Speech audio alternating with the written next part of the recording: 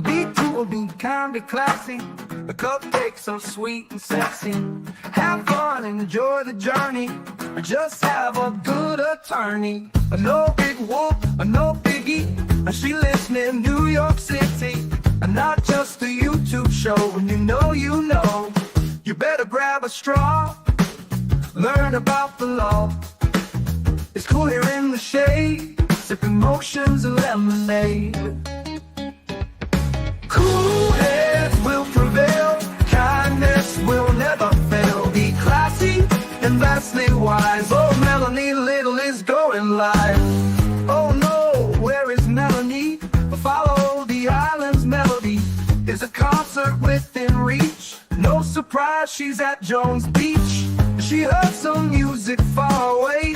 Captain Jack Stack Harbor Bay. He sings and his piano plays. Not all sounds are waterways. Speaking Yiddish and Latin, it's not just for Manhattan.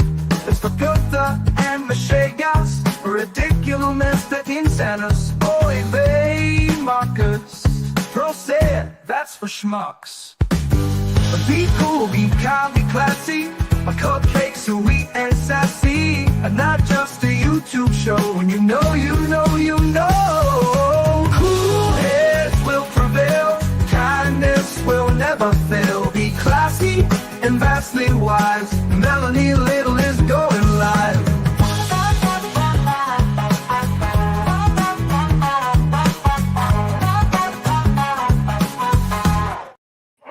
Good morning.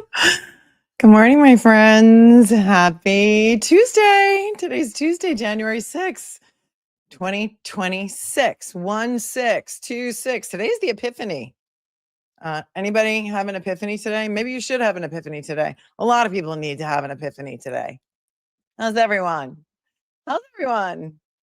Originally, it appeared that only the motion to compel Karen Read to supplement her interrogatories had been adjourned today.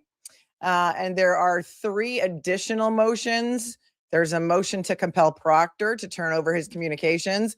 There's a motion to compel the Norfolk County DA's office to turn over Proctor's phone extraction. And there's a motion to compel Sergeant Sean Goode to turn over his information about why he was suspended and all of those other things. And we've looked at all of those motions before, and it appears that all of the motions have been adjourned until February 3rd. But Law and Crime apparently didn't get the memo, and they've still got their feet up. So I'm going to keep it up in case they're going to just argue one motion today. But in any event, there's a lot of papers to look at. We have a lot of papers. We also I have something that we never had the opportunity to go over because it was never actually filed with the court. And that is the House Defendants Opposition to Karen Read's motion to add them as defendants in the Plymouth case. And the reason it was never filed with the court is because in Massachusetts, you have to file your entire package of motions all at the same time. The motion, the response, the reply, all at the same time. And after Karen Read's team got the House defendants' reply to the motion to add them to the Plymouth case, they said, you know what, forget it. We're just going to file our own lawsuit. But it's really interesting, and we've got the papers, and the reason that we have them is because they were attached as an exhibit to Aidan Carney's reply to the motion to disqualify Cosgrove by Mr. Betterow and hyperlinked by our friend Olivia. Hang on. And so that we have a lot of things to look at. I've also got, because, I like receipts. You like receipts. We like receipts here. Some of the things that the House defendants say in their opposition to Karen Read's motion that was never heard or filed might just not be accurate according to the original Canton PD reports from January 29th of 2022, which I also have. Because many of you, if you were new to the Karen Read trial and trial 2, maybe you never saw any of my pretrial coverage on trial 1, but got all the original Canton PD reports that were filed on January 29th of 2022. And it's very, very interesting because if you know anything about, I don't know, investigations or testimony or witness statements, you know that the witness statements that are taken closest in time to the event are often most accurate, right? Because that's when people's memories are the freshest. When you're interviewing them on scene, right after they've come upon the body of their dear friend, right? And so Jennifer McCabe gave so many statements that day and in the following days, and then testimony to a grand jury, and then another grand jury, and then a statement to the feds, that she's got a lot of stories that are very, very, so I wouldn't say that they're completely different. Let's just say that the story morphs as time goes on. And we're going to take a look at that because we like receipts. So the first thing that we're going to look at this morning is the judge's order. This hearing that was supposed to be on today is for the Plymouth lawsuit, the wrongful death lawsuits of the O'Keefes. That is Paul O'Keefe, Peggy O'Keefe, Mr. O'Keefe Sr., and Kaylee, the niece, against C.F. McCarthy's The Waterfall and Karen Reed. It's a wrongful death lawsuit filed in Plymouth County because that is where I believe Paul O'Keefe lives, and that's a proper venue if one of the plaintiffs lives there. Now, here's the, so I don't think they're going to have the hearing today because here's the order. Let's just take a look at the order. Then we also have Proctor's response to the motion for him to turn over everything, because a couple of these things were just docketed this morning as I was getting ready to come on the air with you. And so we're going to see what Proctor has to say about why he's not turning this stuff over. We're going to see a joint motion with the DA's office, because there's also a motion to compel the the Norfolk County DA's office to turn over Michael Proctor's things and stuff. But as of this morning, this order was filed with the court by Judge Gildea, who is the newest judge assigned to this case. And here it is. This is docket number 67 in the O'Keefe versus Reed matter. And this again was just filed a few moments ago. This is an order that says the joint motion to continue hearings on motions to compel, and those are motions to compel the DA's office and Proctor, are allowed. So Karen Reed's team and the attorneys for the Norfolk County DA and Proctor's attorneys all agreed to adjourn the motions. And the judge said this case is scheduled for a status conference on February 3rd, 2026 at 3 p.m. And that's going to be virtual. So that's going to be the next conference. The other issue with this morning was that apparently it was prohibited for anybody to broadcast the Zoom hearing. And so I didn't know that I was going to be able to do that. But then when I saw that Law and Crime had it up, I can restream Law and Crime. So then it wasn't going to be an issue. So I kept changing the time. However, it appears as we sit here right this moment that all of the motions that were supposed to be heard today by Zoom in front of Judge Gildea have now been put over to February 3rd at 3 p.m. And yet we are still here because we have so much to look at. The order continues, and it says the case is scheduled for a status conference on February 3rd, 2026 at 3 p.m. to be held virtually. The parties shall be prepared to discuss where they stand on discovery, including but not limited to what depositions have been completed, I guess, if any, what party depositions have been noticed, what non-party depositions have been noticed, and if subpoenas have been served. I'm going to explain this to you in a minute, and how they intend on adhering to the current discovery deadline. Footnote 1, which says, I anticipate the parties will take the position that there's no way to complete discovery within the current deadline. I encourage the parties to review the court's, and that's Judge White's decision, on motions to stay, paper number 26, which allowed the various motions to stay. And if you remember, this case, this lawsuit was filed, I believe it was August of 2024, maybe it was November 2024, but it was filed in between Karen Read's first trial and Karen Read's second trial. And I remember that there was still a couple of months left on the statute of limitations. So it was filed, I don't remember exactly when. I want to say August or November 2024. And this wrongful death lawsuit was stayed, which means that it's just sort of is like frozen in time until such time as Karen Read's criminal case concluded. They were supposed to proceed with discovery between the other parties and the plaintiffs, meaning Waterfall and CF McCarthy's, but any deposition of Karen Read and any discovery that Karen Read would be required to provide was essentially just frozen, stayed until she was acquitted. And then this case was able to pick back up. And then it says here, still in the footnote, the allowance was limited to the scheduled deposition of the defendant Karen Read and other discovery from the defendant Karen Read. Well, I should have just kept reading. Being stayed pending the retrial of Commonwealth versus Read, which case ended on June 19th, 2025. It did. It did because she was acquitted.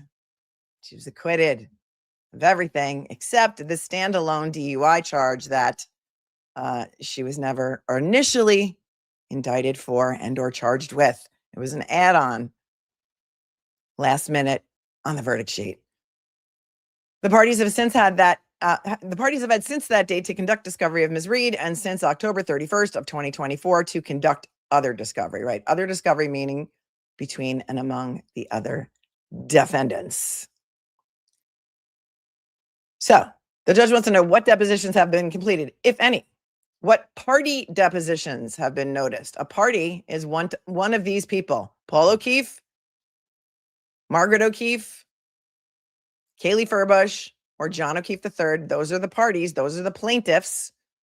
And the defense parties are CF McCarthy's, the Waterfall, and Karen Read. Those are right now the only parties in this case. Then it says what non-party depositions have been noticed.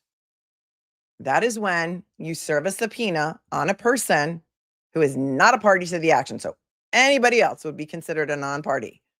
Any of the House defendants, any of the law enforcement, former dishonorably discharged Trooper Proctor, anybody else would be considered a non-party. And in order to get them to come to a deposition, you need to serve them with a subpoena and how they intend on adhering to the current discovery deadline. I don't exactly remember when the deadline was. However, I want to say it was sometime in 2026, but let me just see if I can.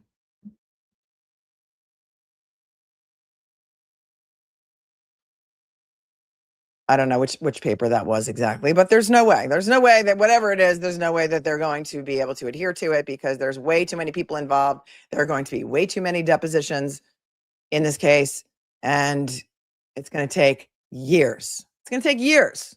It just is. Proctor has found a lawyer. We're going to take a look at that next.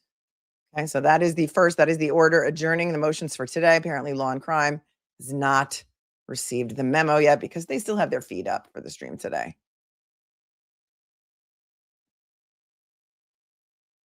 But I just didn't want people putting in the chat that it was adjourned because then people would go away. Okay, Little Cupcake, we really don't need to talk about that, but thank you so much. It's none of anybody's friggin' business. And that's true. So thank you. Bye-bye. My business is my business and it's nobody's business and I really don't care. Number 2, let's look at Proctor's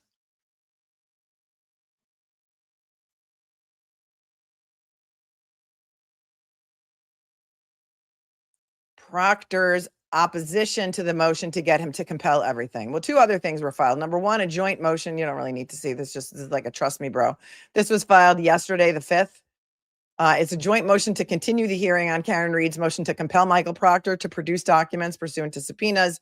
And that is Karen Reed and Michael Proctor's attorneys both agreed to adjourn the hearing today because it says counsel to Reed and Proctor have continued to confer since Reed filed her motion, meaning they're trying to work it out. They don't want to waste the judge's time. That's the smart thing to do if you can, is work it out between the parties. I have it pulled up, so let me just pull it up for you. Because it's always better to work it out with co-counsel than have the judge make an order that you're not happy with. And so here it is. This is the joint motion to compel that was filed at some point yesterday with the clerk. Reads as follows.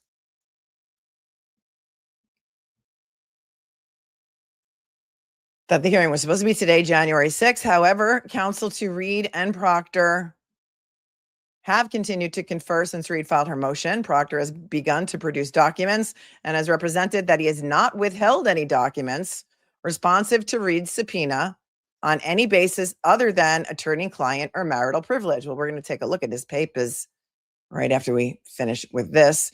Therefore, Reed and Proctor request that the court continue any hearing on the motion. Once Proctor completes his production, Reed will decide whether to withdraw her motion. So she's not going to withdraw her motion until he finishes giving everything that they've asked for that is not privileged. And after that, they will evaluate whether or not they're going to withdraw their motion. So he's going to have to do that before February 3rd because all these motions have been put over to February 3rd. Now, next, we have Proctor's opposition because he got himself an attorney. You know who did not get himself an attorney, as far as I can tell from looking in the court docket, is Sean Goode. Did not get any. He doesn't have an attorney so far. It's not, there's nothing docketed in the court. And typically an attorney for a party, he's a non-party, would file a notice of appearance indicating that he is going to represent Sergeant Goode. Is he still a sergeant? And his interests. And so it would be part of the court record. But at this point, it is not. Let's take a look and see what Proctor has to say for himself.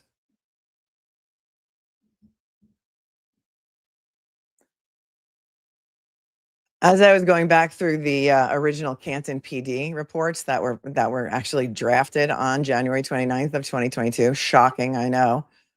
There's some interesting stuff in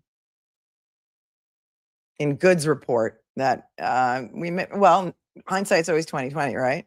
So we'll take a look at that. Hold on one second.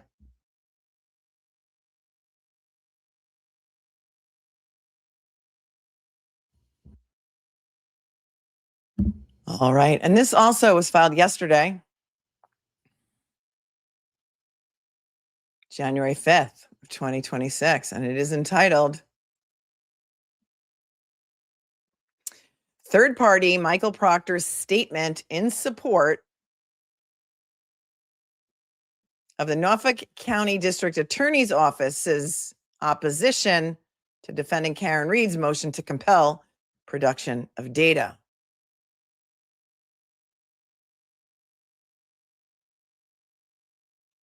All right, so basically he's just, I guess he's going to join in with the Norfolk County DA's office and sort of adopt their opposition, but let's take a look and a read through.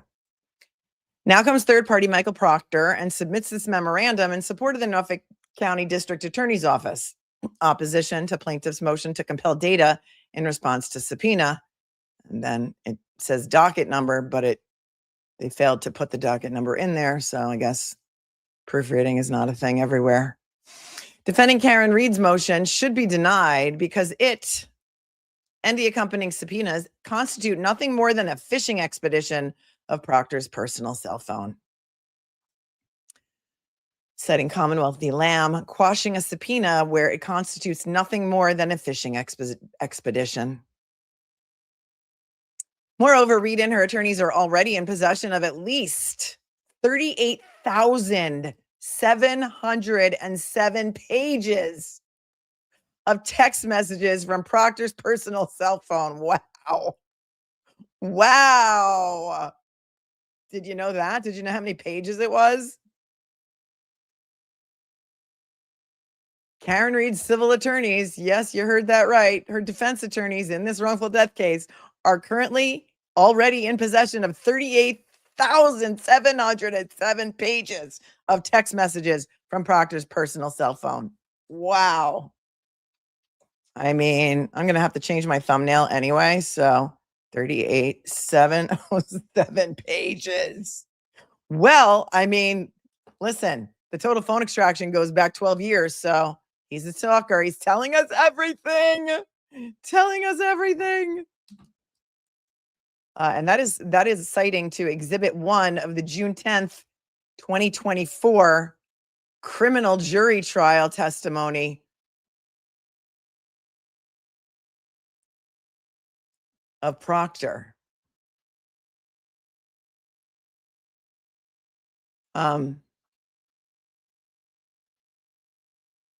Okay, so he's saying that he testified on June 10th of 2024, and there was an exhibit marked at the trial of 38,707 pages. I feel like if there was an exhibit that was 38,707 pages that was marked during trial number 1, we might have heard about it, right? I don't know. I'm just thinking out loud here. See also DA's office opposition at page 2. Reed's motion seeks previously disclosed and widely publicized text messages sent by Proctor with an assumption that there are others. Well, they didn't read all of them at trial 1 or trial 2, only select ones. These 38,707 pages were, upon information and belief, subpoenaed by a federal grand jury pursuant to an investigation into the Massachusetts State Police's involvement, footnote 1, into the criminal investigation and prosecution of defendant Reed, and included Proctor's Proctor's personal text messages sent both before and well after the state grand jury's June 9th, 2022 indictment of Ms. Reed on second-degree murder charges. Well, let's look at footnote 1. Upon information and belief, no indictments arose out of that grand jury investigation, and Proctor was never found by the grand jury to have acted with bias or prejudice during his criminal investigation of Reed.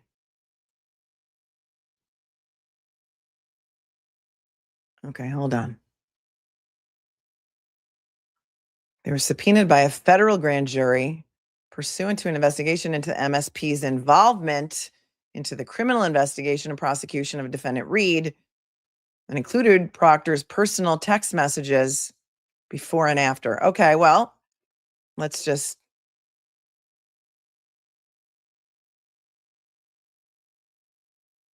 when was the federal grand jury convened? Before Karen Reed's first trial, right? Right? And so there are obviously communications between Proctor and God knows who between the time of that federal grand jury and the time of his total phone extraction in August of 2025, obviously. And those absolutely could be relevant to Karen Reed's theory in defense of this wrongful death action that law enforcement was biased, she was framed, and that the House defendants tried to shift focus from themselves onto her. So it's not really a great argument, in my opinion. However, just to think that there were 38,707 pages of text messages, likely only between January 29th of 2022 and the time of that grand jury testimony. That's a hell of a lot of pages for, I don't know, maybe over a little over a year. And yeah, the federal dump was 3,000 pages. Mama Bug is reminding us, right? I think it was 3,074 pages.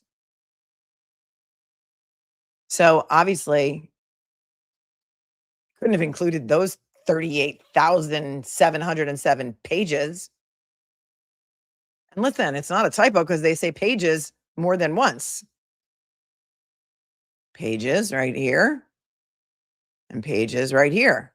It's not just, they don't just mean 38,707 text messages. Importantly, the contents of Proctor's cell phone are currently under a December 10th, 2025 protective order signed by Judge Krupp in the criminal case of Commonwealth versus Miles King, Norfolk Superior Court, docket number blank. Accordingly, to the extent that Reed alleges that Proctor's cell phone contains information that shows bias or prejudice in pursuing a criminal investigation against her, such messages, if they ever existed, most certainly been produced during the criminal proceedings against Reed. Well, I don't know who this attorney is, but did you watch any of the trials? Have you read any of the news? Here's the attorney's office. The attorney is Thomas DeGangi, Jason Crotty, Matthew Hamill of a firm called Pierce David Paratano, and they're out of Boston. I'm sorry, did you watch any of this? Because there's so much stuff that was never turned over to the defense, including all of the Sallyport video that Judge Cannoni said in her order Proctor hid in a drawer. Remember that decision? That might come back to bite some people in the ass. Because in Judge Cannoni's written order denying Karen Reed's motion, I think it was the motion to dismiss based on egregious governmental misconduct, I think. In her written order, she said clearly, Michael Proctor, I'm summarizing, hid the Sallyport video in a drawer. And that's why it was never turned over before trial number 1. Do you remember that? Because I do. He never thought they were going to get his text messages. It's in the judge's order. I mean, do we have to take into, right? And she had no evidentiary hearing. She just said it. And if that's in a written order that's filed with the court, that's a judge's determination, don't you think that helps Karen Reed in her civil suit against everybody? If the lead investigator who tried to back away from being the lead investigator hid potentially exculpatory video of Karen Reed's Lexus going into the Sallyport and other Sallyport videos showing Higgins in the parking lot and around the building. It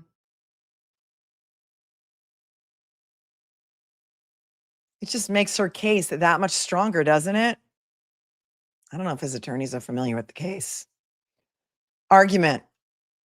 Reed's request seeks documents that overly broad in time and scope, seeks documents that are privileged, and seeks documents that are not likely to lead to the admissibility of admissible information.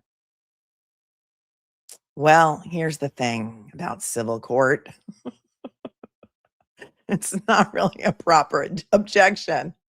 I mean, whether or not it's relevant is a question for a judge, whether or not it would be admissible at trial. But you're still going to have to turn it over.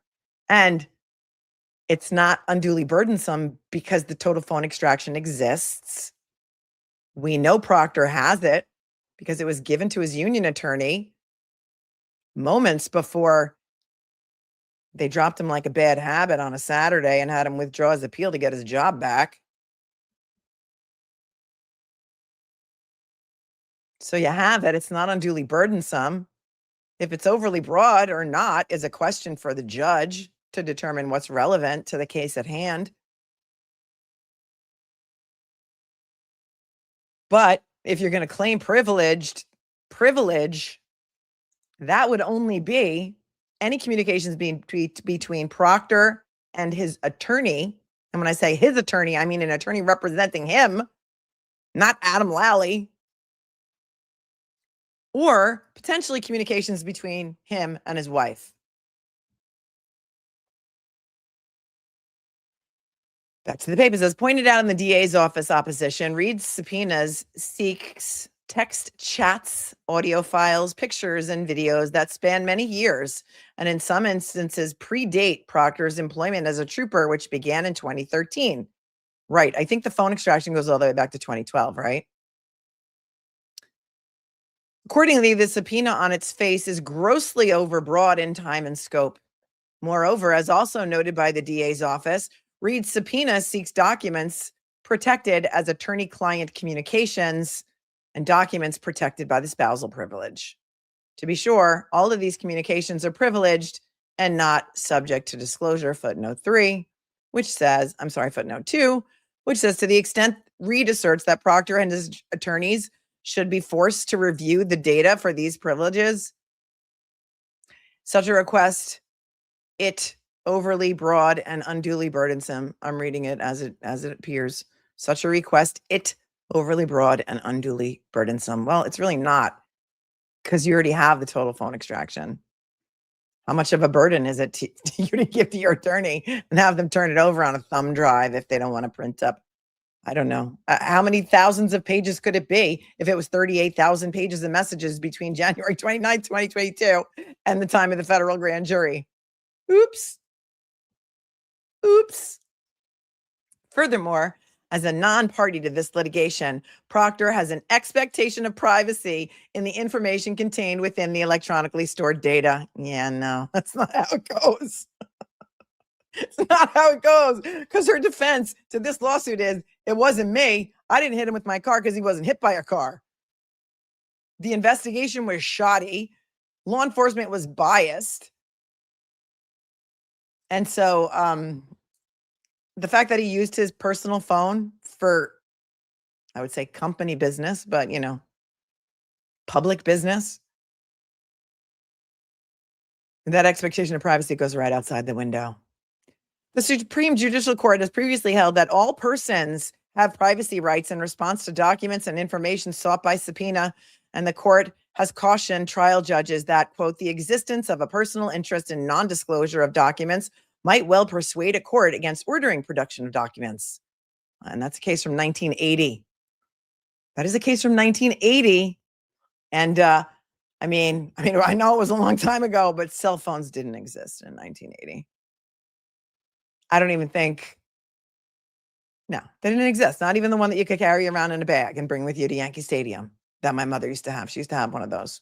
I don't think that was even in 1980. And this case, they're citing Ward v. Peabody from 1980, finding that upon remand to the trial court, a witness's privacy interests might become a factor in whether the witness should be required to produce documents, as the production might possibly expose personal relationships of no concern to, and this was a congressional legitimate investigation. This must have been something about Congress. I'm not really sure. I'm not familiar with the case Ward v. Peabody. This, too, is such a case where this honorable court should prevent disclosure, especially in light of the fact that Reed already has 38,707 relevant texts. Yes, yes. And I would submit to you that in the text messages that she has of Proctor, in which he calls her a whack job C-word with a weird Fall River accent and no ass or something, and many, many other things, including talking about her private medical conditions, and others would tend to perhaps, I don't know, infer a custom and habit of bias. We also know there were intimate images contained in the total phone extraction, many of which contained naked body parts and names of, or at least one name of an SA victim. And those intimate pictures were not of any of the people included in the group text message. We know that much. So I would imagine that the argument can be made this is not a fishing expedition. This is a former, now disgraced, dishonorably discharged state trooper who has a custom and habit of showing bias in his investigations ever since 2013 when he became a Massachusetts State Police investigator. In fact, the MSP told the world that when they said that they were dropping Proctor like a bad habit and they were hoping that this would close the most embarrassing or a very embarrassing chapter in Massachusetts State Police history. I don't remember the exact words, but I don't remember if it was the most embarrassing chapter or just a very embarrassing chapter. But if it was the most embarrassing chapter in Massachusetts State Police history, what is that saying? Undersigned counsel have not seen the scores of thousands of documents, texts, emails, messages, and other items contained within the electronically stored data. Okay. So you're his attorneys. You're making this argument that he shouldn't have to turn it over, but you haven't even looked at it. Okay. How do you know then if it's relevant? It exists. He's got a copy of it. His attorney had a copy of it in the post-commission hearings. Come on, man. Come on. The world is watching. Hold on. Oh, please.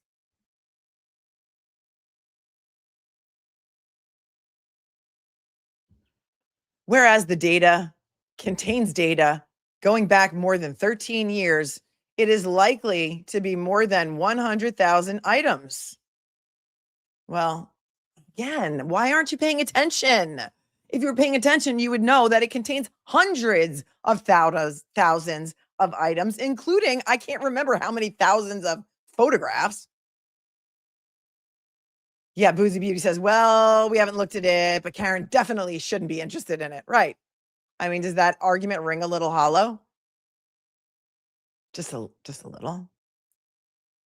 There's more than 7,100 of you here on a lovely Tuesday morning. So if everyone would be so kind to smash the like button, or I'll have to turn the fan off.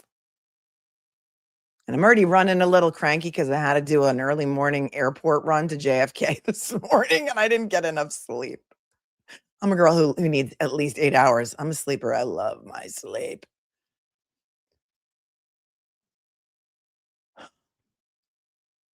Good morning, Autry's fake accent. Thanks for being here for 8 months. And on top, thank you for your super sticker. Cherie from Aussie became a new member. Welcome, Cherie. And it says the Irish has been here for 15 months and is her head has blown off at 38,707 pages. Yeah, nothing to see here, but you lost your job because of it. So that's what Robin says.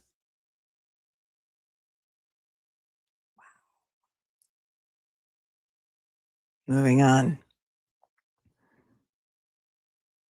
It is likely to contain photos and communications of and with, not only with Proctor's wife and attorneys, but also his children, his family members, parents, friends, and others that have zero interest or relationship to this matter. Well, here's the thing. He should have thought about that before he used it to discuss the death of John O'Keefe and likely other cases that he's handled since he became a trooper in 2013. Oops. Right. And Boozy says he's decertified and he can no longer be a cop in Massachusetts. Oops. Should have thought about that, dude. Sounds like a you problem. Additionally, the data may contain sensitive privileged information regarding other criminal investigations. Well, it shouldn't. That's the whole freaking point. Your personal cell phone should not have any information regarding other criminal investigations, but your lawyers are now telling on you. Your lawyers are now telling on you.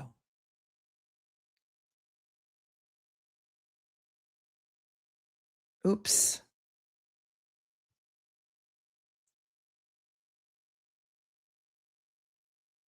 and may jeopardize the scope of those investigations. Moreover, it may contain confidential privileged and data. It may contain confidential privileged data, medical information that is protected by HIPAA, which limit the availability of medical and hospital records, as well as other state and federal laws. Well, he didn't seem too concerned about talking about Karen Read's medical information, medical conditions, medical history, and mocking them. He didn't seem too concerned about that. And he did talk to his sister constantly, but those aren't privileged. And he told his sister all about the investigation and how he had to go interview Chris and Julie Albert and all kinds of other things. And did he have lawyers before his involvement in this case and the case where, he got fired? Like, has he been involved in other investigations since 2013 wherein he needed a lawyer?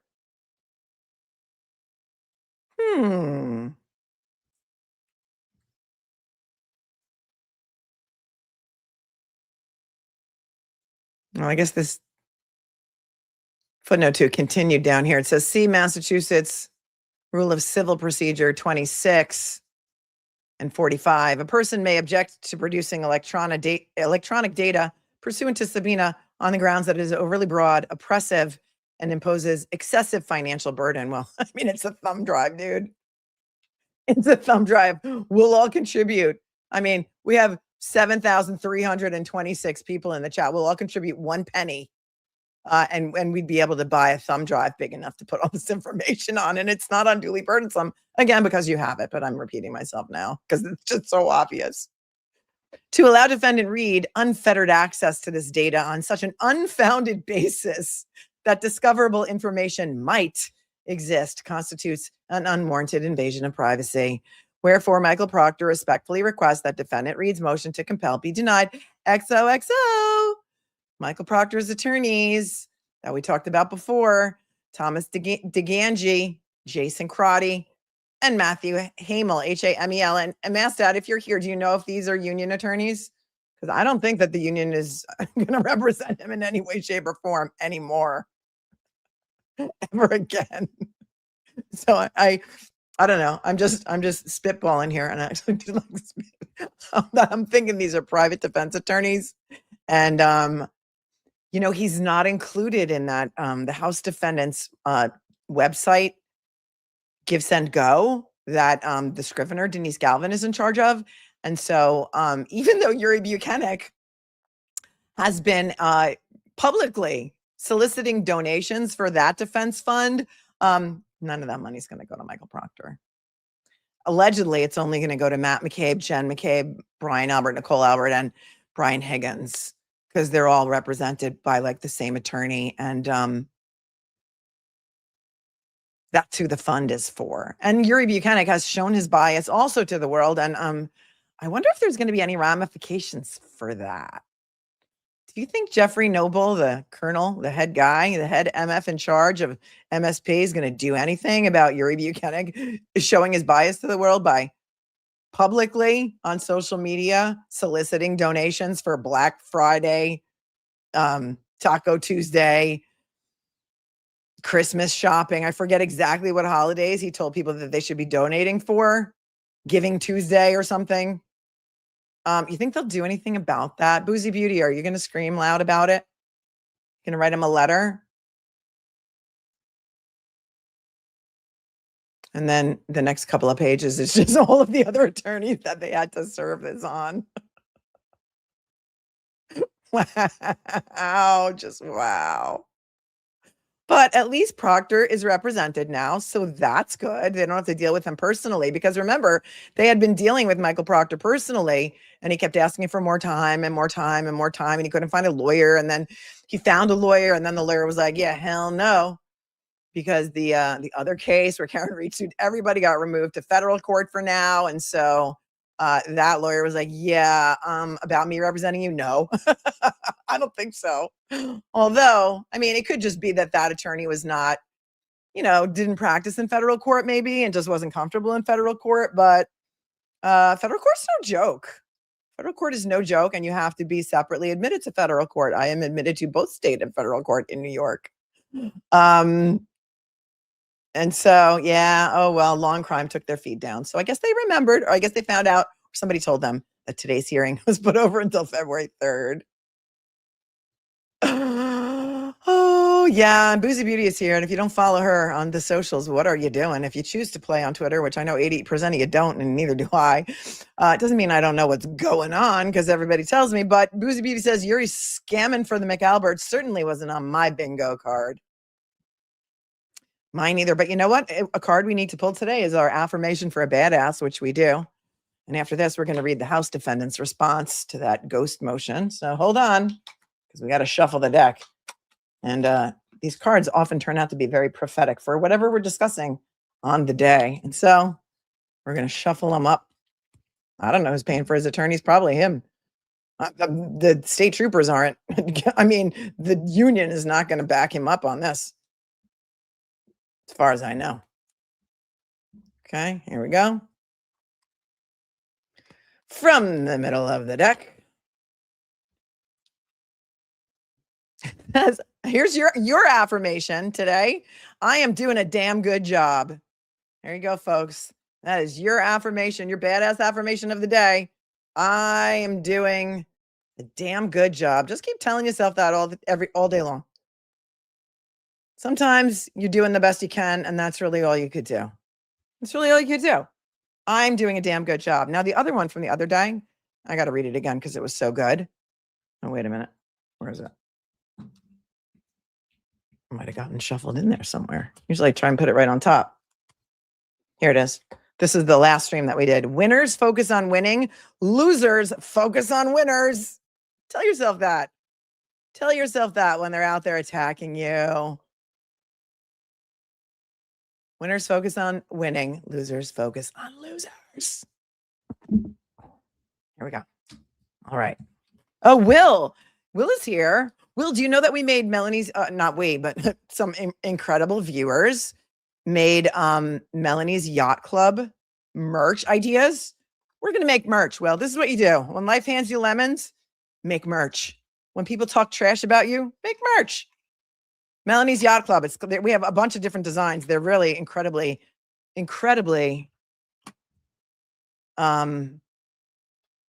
creative, because this chat, sorry guys, but I know there's a lot of creators in the chat, but I just want to tell you that my chat is the smartest chat on the internet, right? And Emily is here too. And Emily made a coloring book. It doesn't have Melanie's Yacht Club in it, but you know, people want to make up bullshit about you and trash talk you and try and get other people involved by saying that they hate you and they whatever. We're gonna yeah, the yacht. We've got a lot of names for the yacht. I think one of them was what do we call the yacht, you guys? Snark Tank. I don't know.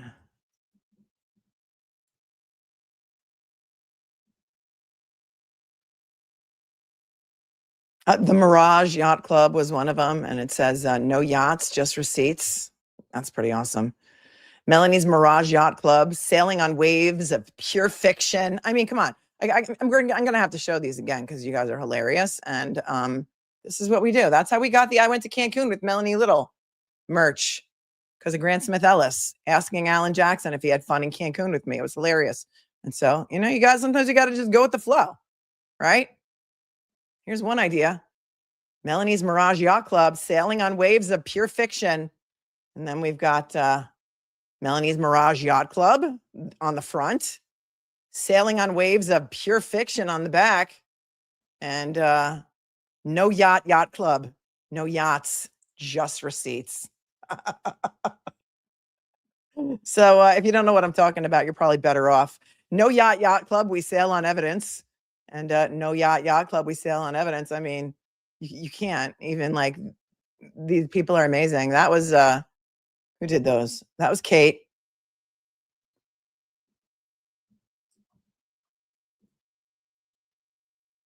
And then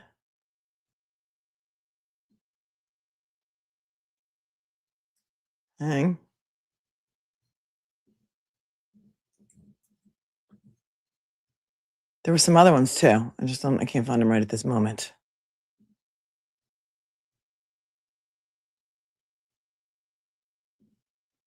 Kelly came up with these.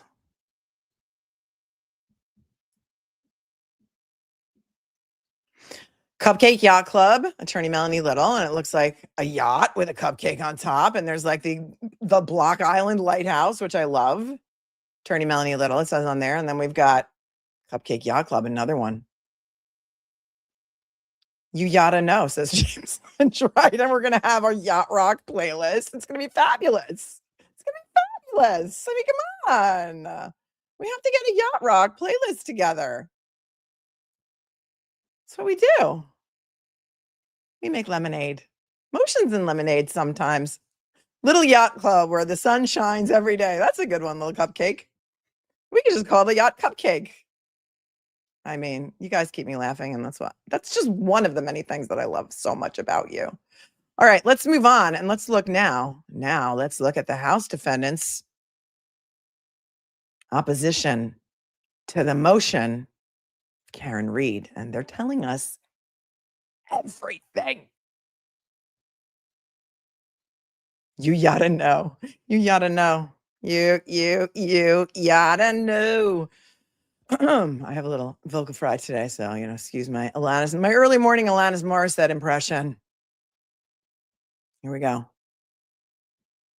We don't just learn about the law here. We read a lot of papers. We insist on receipts, and sometimes we talk in song lyrics. Did anybody? Oh, the cupcake behind me is actually a nutcracker.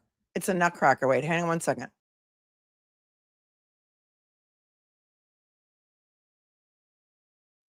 You're talking about this guy?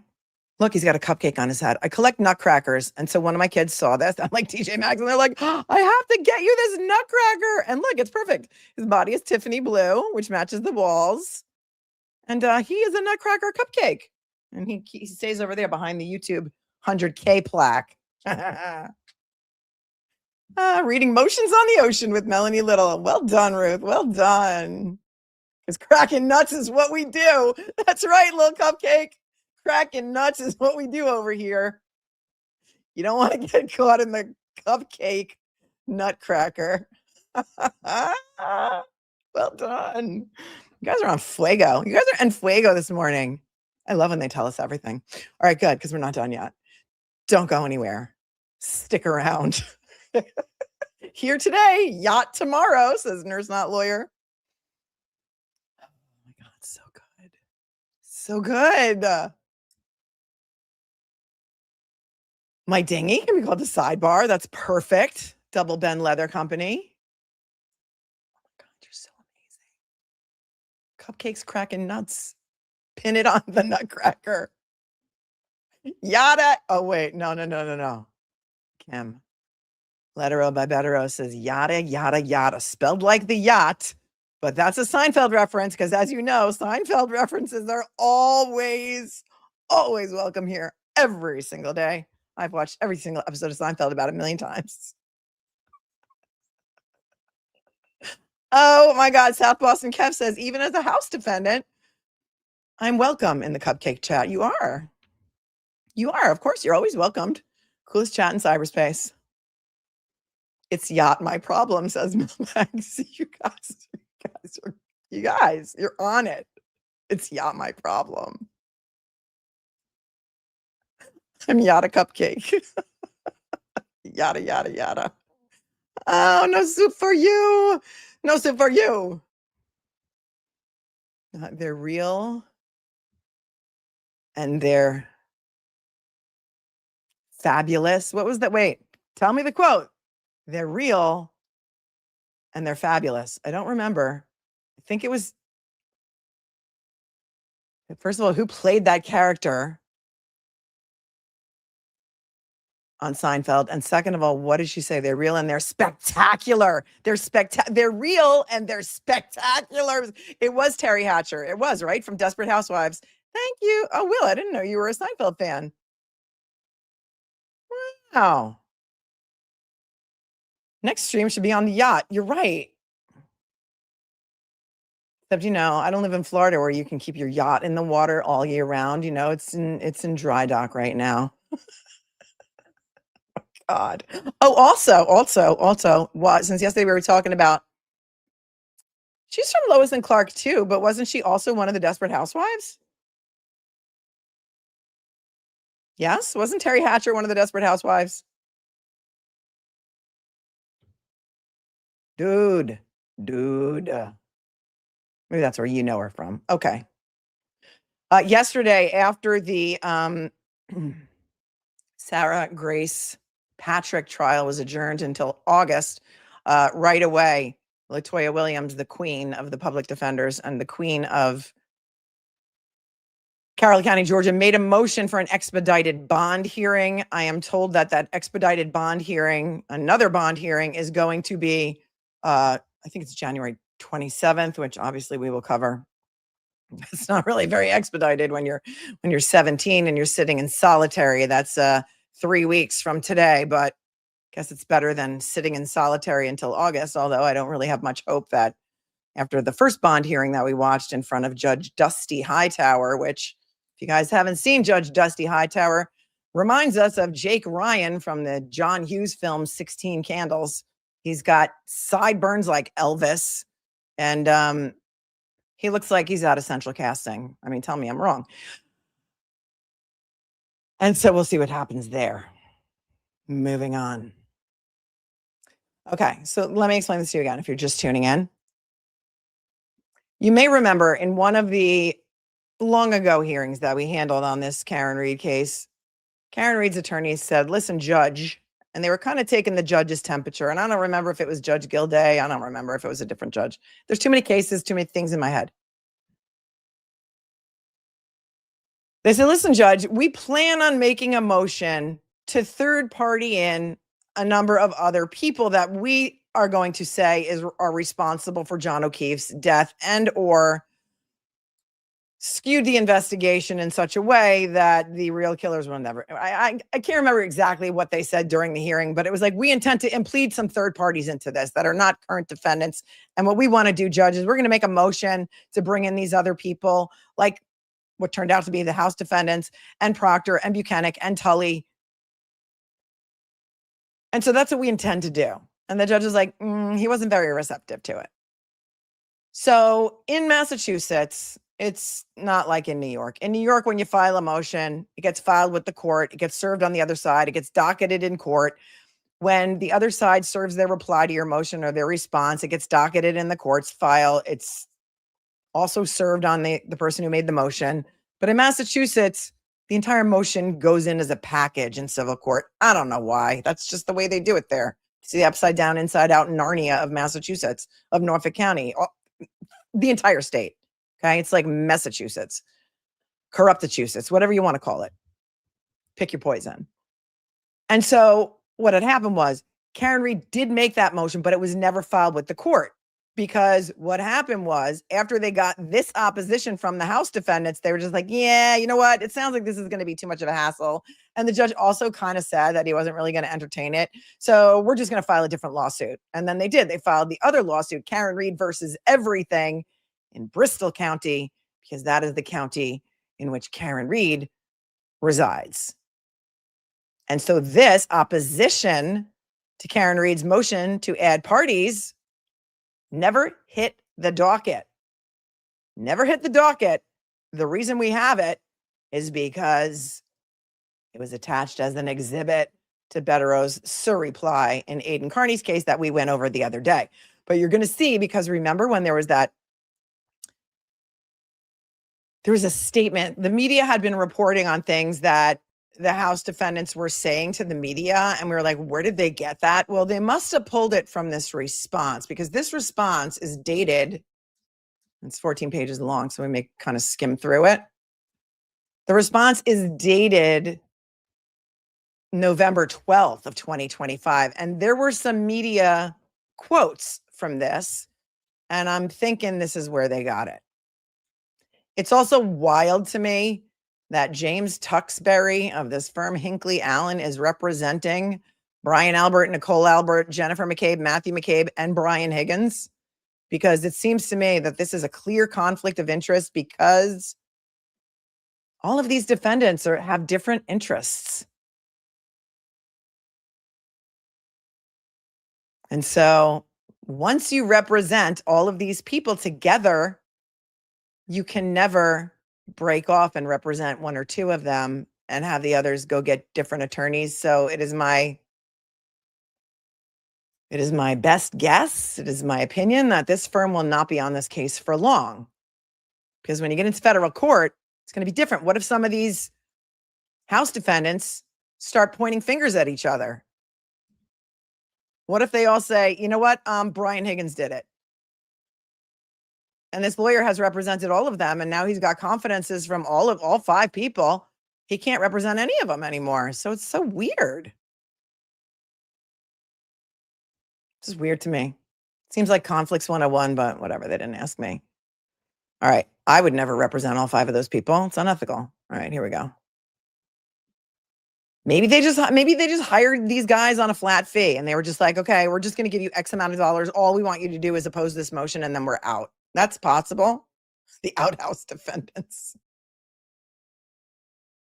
All right, here we go. Non-parties: Jennifer McCabe, Matthew McCabe, Nicole Albert, Brian Albert, and Brian Higgins. Opposition to Karen Reed's motion to add parties pursuant to Massachusetts Rule of Criminal Procedure 21.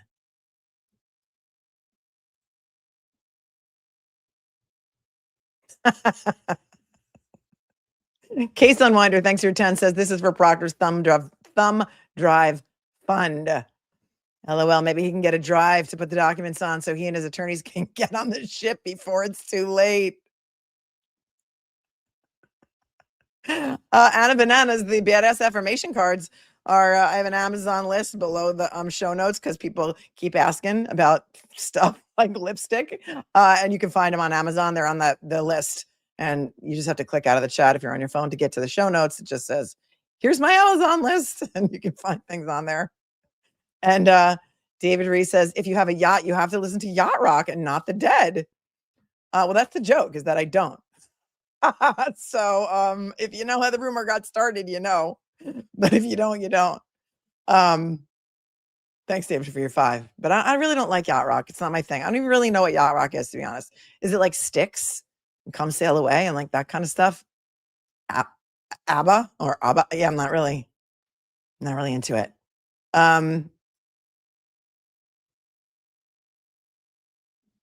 I don't know what this means. Leslie says MASJC has 2 cases today regarding cell phone seizure delayed search.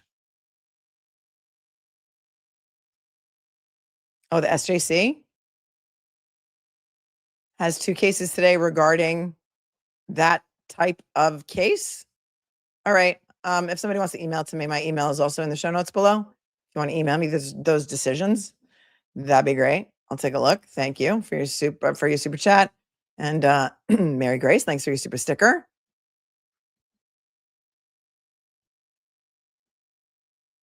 Tess says, as long as you have a boat called SS Sprinkle. Thanks for being here for 9 months. Couple new members, because, you know, it's fun here. And as you know, the members have special emojis, including Grateful Dead, Dave Matthews, and many emojis that were that were created for this trial, like the solo cup, the leaf blower, the puffy jacket, smooth as butter for Alan Jackson. We even have a fan, what if any? And it's really fun here, so consider it. Donkey Noggin became a member, Lisa became a member, Debbie became a member, and Sunny became a member because they know what's up. Yeah, I know. Lola the Good Dog says, Mel, the false rumors about you are pretty fabulous. You're either on your yacht or in Cancun with Alan Jackson. Alt Melanie is a baller. Maybe that's a t-shirt idea too. Thank you. Love you. Yeah, Grateful Dead channel or Dave Matthews, Sirius XM. That's what I listen to on the yacht. All right, here we go. Non-parties and witnesses in the Commonwealth's prosecution of defending Karen Reed. Non-parties and witnesses in the Commonwealth's prosecution of defending Karen Reed. Okay. Jennifer McCabe, Matthew McCabe, Nicole Albert, Brian Albert, and Brian Higgins, collectively the Commonwealth witnesses. Okay, well, they've called them the House defendants in other papers, but this was in November. Having been served by defendant Karen Read with her motion for leave to add parties pursuant to Rule 21, along with a proposed cross-claim pleading, proposed cross-claims hereby write to the court to oppose the motion. Defendant Read's proposed cross-claims and related factual allegations against the McCabes, the Alberts, and Mr. Higgins, you may recognize this next sentence because I think the media ran with it, are a vile work of fiction lacking any basis in fact, evidence, or law. Indeed, these outlandish allegations are part of defendant Read's scheme to defame and wrongly malign the Commonwealth witnesses to evade responsibility for her actions on the morning of January 29th, 2022, and for causing the death of Officer John J. O'Keefe. The Commonwealth witnesses vigorously dispute defendant Karen Read's allegations and will defend against these false claims. The Commonwealth witnesses' defense will include motions to dismiss potential removal of these claims to federal court, as well as counterclaims against defendant Karen Read and third-party Aidan Carney, Mr. Carney, also known as Turtle Boy, for defamation and other torts that they have committed individually and in concert. Could you imagine Karen Read and Aidan Carney in concert? I mean, that would be a tough ticket, wouldn't it? But I'm here all week. Don't worry. Well, they did because this case, although Karen Read did not third party these defendants into this particular action in Plymouth, she did file one in Bristol. And the same attorney, Tuxbury, filed a notice of removal to federal court. So they did actually do that. It's going to be up to a federal judge whether or not it's going to be able to stay in federal court. But as far as I know, they have not counterclaimed against Karen Read or Aidan Carney for defamation and other torts that they've committed individually and in concert. And so I haven't seen that yet. They might, but they haven't. The Commonwealth witnesses, Miss Trisha, that person is not a YouTuber. So please, I mean, if you're going to talk about that person, they're not a YouTuber. They're a person who wants to be included in other YouTubers' presentations and sometimes pays $500 super chats and buys people computers, allegedly. I'm not really sure if that's true. In any event, the Commonwealth witnesses, however, should not be forced to litigate these false allegations and their own defamation claims in this pending lawsuit brought by the family of Officer O'Keefe against defendant Read and two other defendants for their role in causing the death of Officer O'Keefe on January 29th of 2022, the wrongful death action. Bringing defendant Read's proposed cross-claims into this action, along with the Commonwealth witnesses' defamation and other tort claims, is procedurally improper at this stage and will substantially increase the claims, parties, factual disputes, and legal questions in this case without any evident economies of scale. Moreover, plaintiff's wrongful death action is currently past the motion to dismiss phase, with discovery having commenced. If defendant Read is permitted to file these claims relating to her criminal prosecution in this case, the motion practice on her pleadings will likely take months. Then, if defendant Read's proposed cross-claims survive dismissal, the Commonwealth witnesses will file their own counterclaims against defendant Read and Mr. Carney in this action. Those counterclaims could, again, trigger months of motion practice. As such, the current discovery schedule could almost be over before the pleadings are closed on defendant Read's proposed expansion of this case. They're saying, Judge, it's just going to delay everything, delay. And so you shouldn't allow it. Accordingly, defendant Read's motion should be denied and she should be directed to file her proposed pleading, if at all, in a separate action. In that separate action, depending on what claims survive dismissal, it may be appropriate for the parties to consolidate the cases pursuant to Rule 42 of the Massachusetts Rules of Civil Procedure. At this time, however, it is too early to determine whether judicial economy and efficiency could be served by consolidation in the future. Nevertheless, it is evident that there is no basis to warrant joinder at this time, and the present motion should be denied. Factual and procedural factual and procedural background. As set forth in the plaintiff's complaint. Okay, so listen. Now, the House defendants, I'm going to just call them that to keep it consistent. The House defendants are now going to rely on the O'Keefe's complaint for their allegations, which is interesting. As set forth in the plaintiff's complaint on the evening of January 28th, 2022, defendant Karen Read consumed 9 alcoholic drinks during an approximately 3-hour period at 2 different restaurants prior to getting behind the wheel of her SUV with her boyfriend, Boston Police Officer John O'Keefe III. And they did allege that in their complaint at paragraphs 14 through 30. At that time, defendant Read was clearly intoxicated and unable to safely drive her vehicle. I'm going to pause for a second to say to you, because you know, if you were here for the pretrial, and we're going to look at the Canton PD reports, but the information that Trooper Proctor and Yuri Buchanan, and maybe even Trooper Kathleen Prince, the witness statements obtained by them in the very early days of this alleged investigation into the murder of John O'Keefe, all of the witnesses who were at the Waterfall said that Karen Read did not appear to be intoxicated at all. Do you remember? Do you remember? I know you remember. I remember. They all said nobody appeared to be intoxicated. Everyone was fine. And nobody got in a fight. And there was no altercations. And everyone was getting along just peachy. Remember?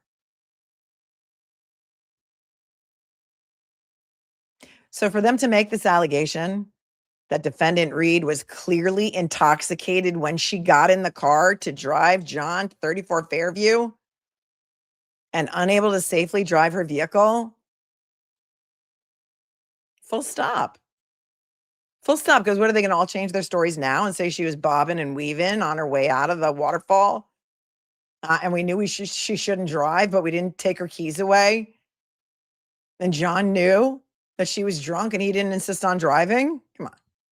Come on. All of them said it. They all said it.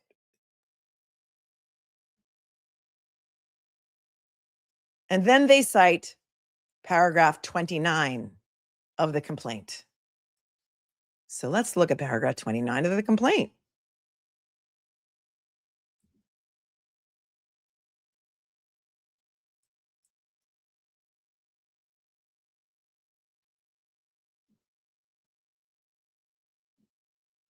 Paragraph 29 of the complaint says, I wish the StreamYard would let me toggle between, put 2 things like behind stage and let me toggle between documents, but they don't. So this is the complaint that was originally filed. Here it is, August 26th of 2024. The O'Keefe's versus Karen Read and the Waterfall and CF McCarthy's. Paragraph 29 alleges at all relevant times on January 29th, 2022, between 12:11 a.m. and 12:36 a.m., defendant Read was under the influence of alcohol and unable to drive a motor vehicle safely.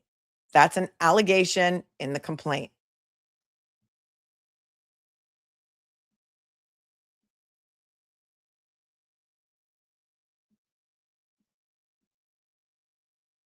Back to this document. No, that's the wrong one.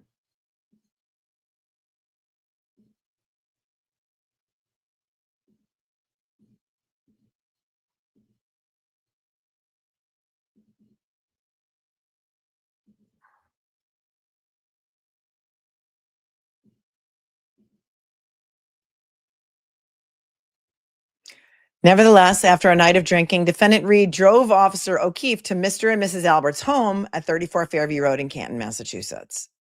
After Officer O'Keefe got out of defendant Read's vehicle in front of the house, Defendant Reed hit him with her car while she was intoxicated as she left. Rather than stop, Defendant Reed left Officer O'Keefe lying seriously injured on the ground in front of 34 Fairview Road. Officer O'Keefe tragically died from the injuries he suffered when Defendant Reed struck him with her car. After hitting Officer O'Keefe, Defendant Reed notice how they choose to call him Officer O'Keefe. They choose to call him Officer O'Keefe. And the plaintiffs in this lawsuit call him JJ. But now all of a sudden they want to call him Officer O'Keefe. But when Jennifer McCabe called 911, she didn't say he's a Boston police. There's a man passed out in the snow. That was one call. The other call was, there's a guy, he's unresponsive. Not officer down. Not my dear friend of a decade, John O'Keefe, he's a Boston police officer, is lying on my sister's front lawn, and her husband's another Boston cop. No, they didn't say that. There's a man passed out in the snow. Could you send somebody? Come on. Now he's Officer O'Keefe. That's rich. After hitting Officer O'Keefe, Defendant Reed then drove her vehicle to Officer O'Keefe's home. A few hours later, at approximately 4:30 a.m., Defendant Reed was frantic and woke up Officer O'Keefe's then 14-year-old niece and talked about how Officer O'Keefe was not home, that Officer O'Keefe may be dead. If your mind has begun to wander, snap back to it now. And that Defendant Reed may have hit Officer O'Keefe with her car. I'm going to say that a little bit louder for the people in the back. They are now alleging that Karen Reed told Kaylee that she may have hit John with her car. I know the cameras were shut off when Kaylee testified during trial 1 and trial 2, but did Kaylee ever testify that Karen told her that she may have hit John with her car? Anyone? Bueller? Anyone? And then they cite to plaintiff's complaint, paragraphs 35 and 39. So let's go there. We didn't get to see her testify, but there are people who summarized it. People were allowed to take notes and they summarized it. And so if that's what she testified to, maybe she did. I think I would remember that, though.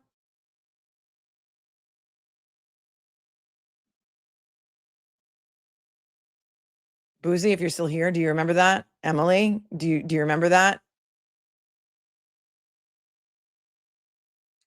Here's the complaint. Paragraph 35 and 39. Paragraph 35 says, after hitting JJ with her SUV, Defendant Reed fled the scene and returned to JJ's residence at 1 Meadows Ave.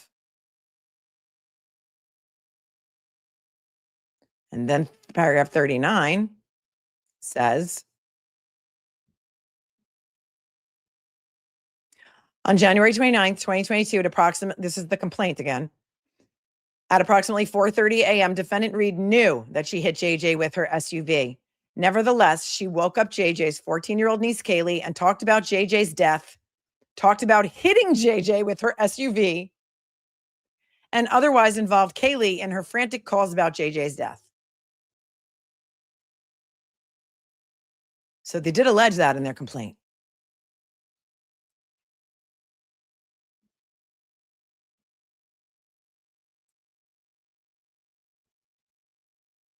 But I need to go to the chat for a moment to just see if anybody remembers that about any part of her testimony.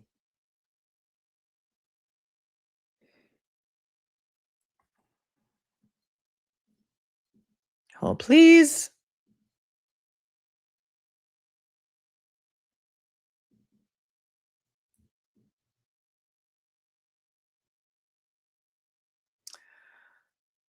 Let's see.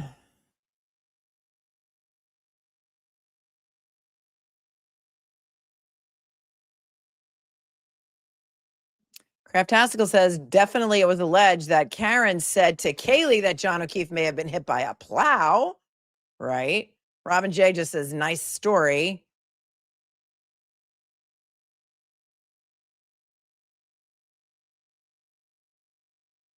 Emily says, Kaylee testified that Karen said, could he have been hit by a plow?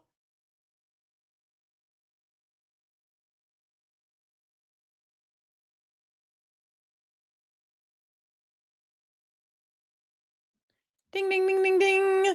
Big old dog says, Melanie, if she claimed Karen Reed said that, Brennan would have had her testify at trial too. She didn't she testify at trial too? I thought only Kaylee testified at trial too, but the nephew did not. Shelly's just like, what the what?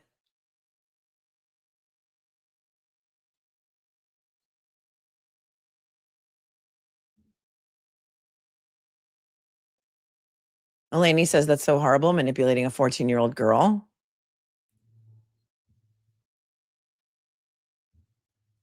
And yet no one saw him on the lawn. Nope. Her acquittal really has nothing to do with this because the burden of proof is so much different in a civil case. And so, I mean, I appreciate your argument, but remember, OJ was acquitted and then he was found liable in the civil suit, so it can happen. Thank you, Zoe. She did testify at both trials. That's what I thought.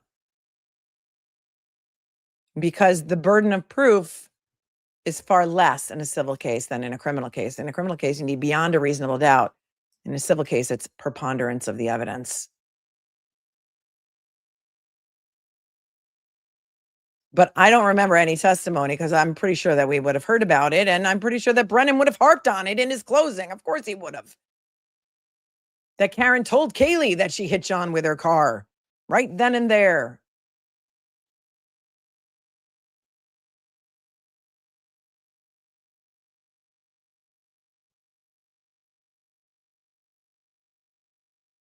He didn't bring it up in closing, right? Mimi just watched it last night. And Mimi said, I just watched the closing last night. He totally would have brought it up in his closing.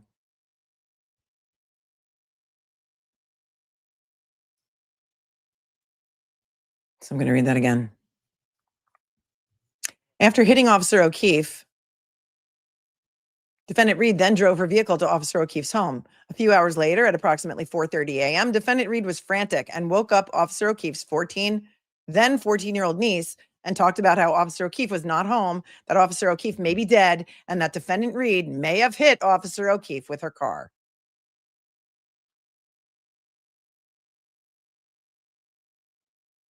Defendant Reed arrived at 34 Fairview Road at around 6 a.m. Defendant Reed immediately spotted Officer O'Keefe in the area where her car had struck him a few hours earlier. Defendant Reed was hysterical.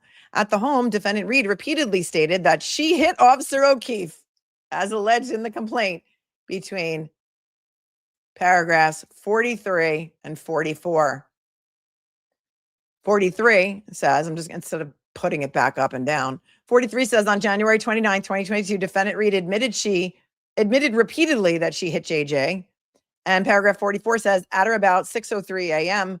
on January 29th, 2022, Defendant Reed arrived at 34 Fairview Road, Canton, and immediately observed JJ lying on the ground, buried in the snow, where she had earlier left him to die.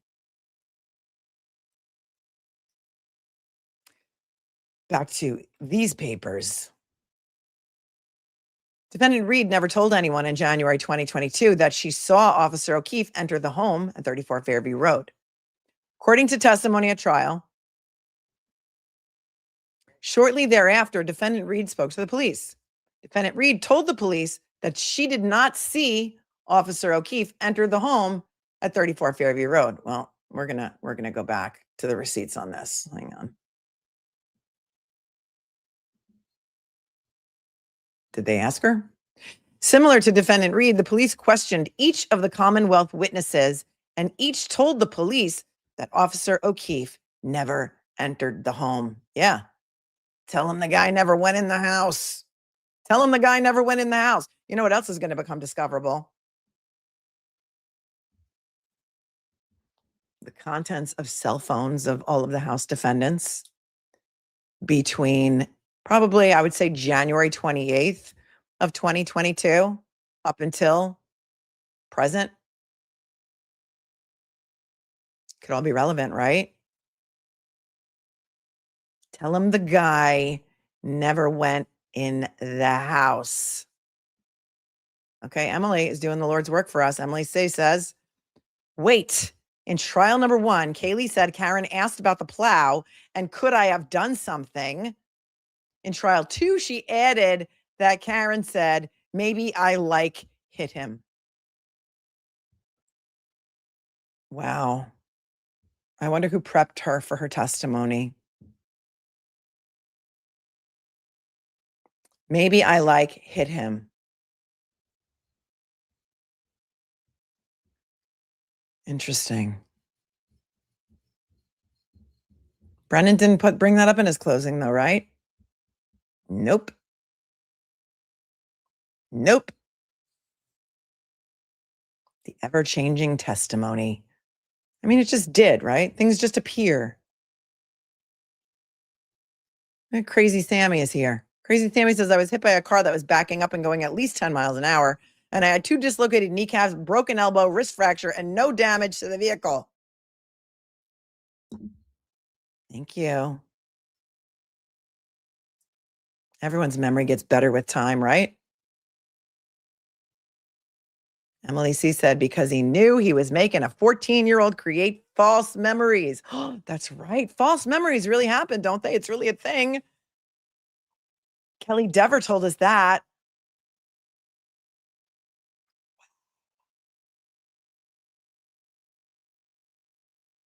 Wow. Jody says, I wonder how many adults have spoken to the young girl regarding this matter. I've been saying this since the beginning. I've been screaming this into the mic, right? Why are they involving the children? It is so traumatic to have to testify in front of a packed room full of strangers as a kid.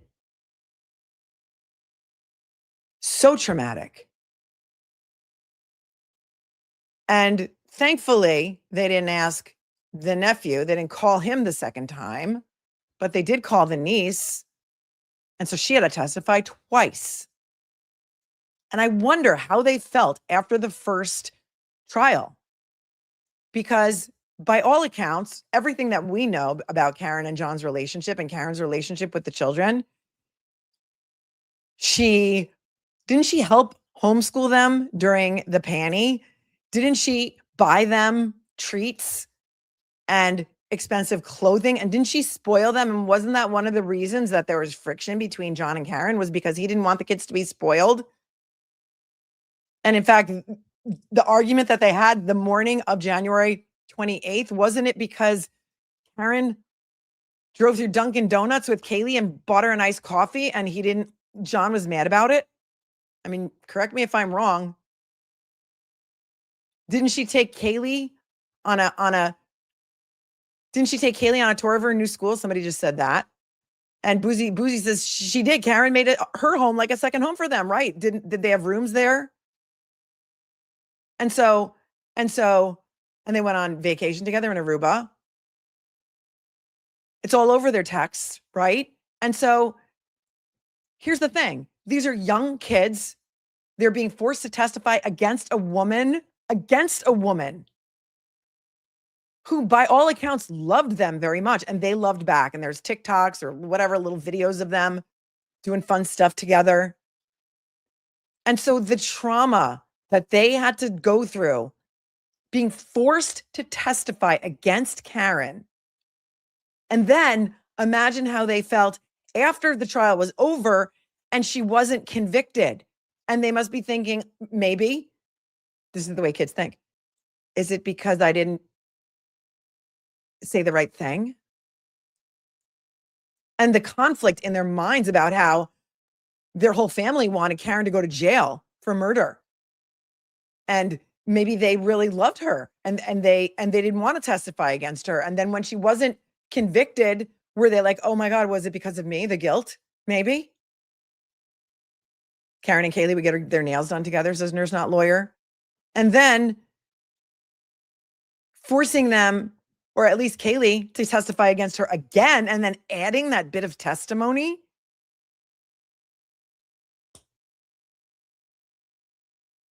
And then Karen Read gets acquitted again. And now both of these children have to live with the fact that they think maybe their whole family is mad at them because they did something wrong and they didn't do the right thing or say the right thing. And so they're all mad that Karen Read's not in prison. And the fallout and the emotional turmoil that those children will have to endure for the rest of their lives by being forced to testify at the trial of a woman who they loved and loved them. Those ramifications are going to be very long lasting, in my opinion. And I'm sure, because of how smart my chat is, that there's at least one child psychologist in the chat that can back me up on that.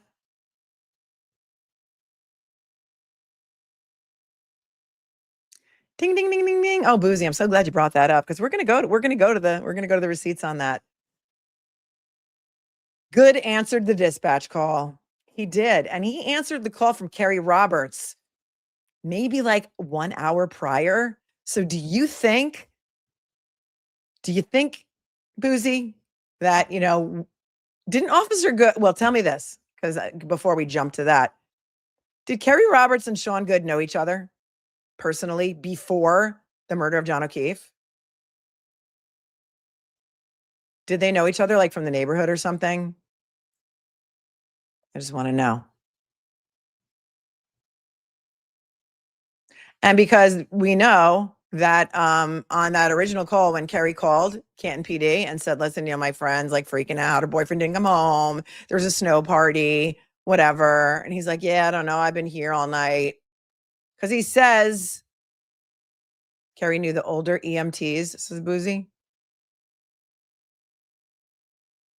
Somebody else says they all went to school together. No, they didn't. No, Carrie did not go to the prom with Sean Goode. No. Carrie went to like homecoming or something with John O'Keefe, but not with Sean Goode.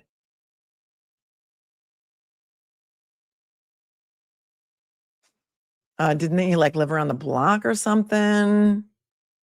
She's best friends with Lank. Is that true, Boozy? Yep. And Emily says, and Higgins popped in for 6.5 minutes at 1:30 a.m. to chat with Goode, right? Oh, it's all coming together now. She knew Lank. Okay, hold on. Let's keep going. Everyone said the guy never went in the house.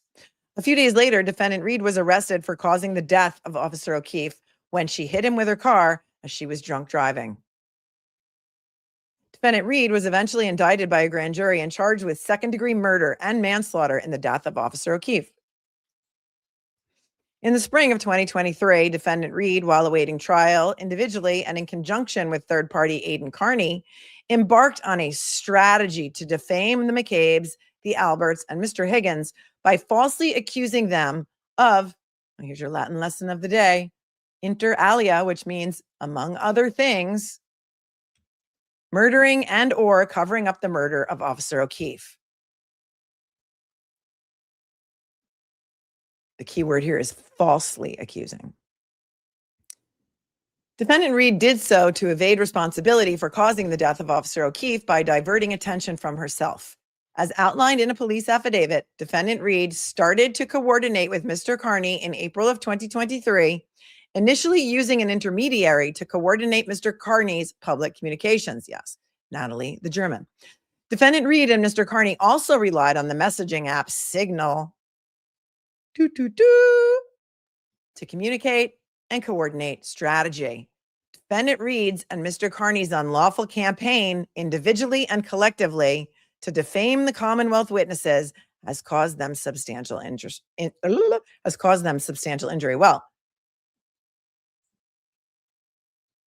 Well, first of all, truth is a complete defense to any defamation claim.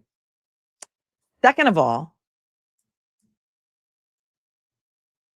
now you know why they're trying so hard to get Karen Read's phones extracted. The phones that they seized from Karen in 2024, January 2024. Now you know why they're trying so hard to get those phones, because the McCabe's and the Alberts want them to. Seems that way, right? Seems like somebody's driving the bus here. And it's not Michael Marcy.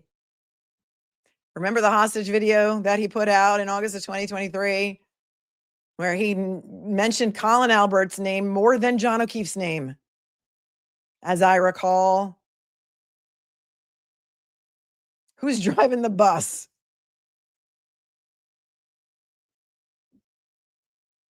It's not Neil Cassidy either. You're right, Grateful K. It is not Neil Cassidy.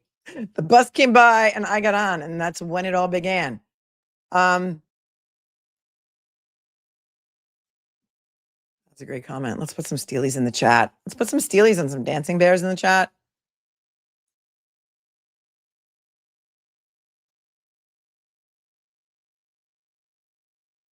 Yes, those are the phones that Karen Read had when Tully, the bully, came for them. Kraft Haskell, right. I think there's body cam on that too. Didn't LTL get the body cam on that? Is that from the phone seizure from 2024? That motion still has never been decided, right? And all of a sudden, Cosgrove is self-appointed. Cosgrove is self-appointed to now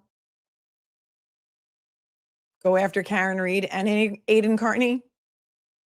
Too bad he's got a conflict.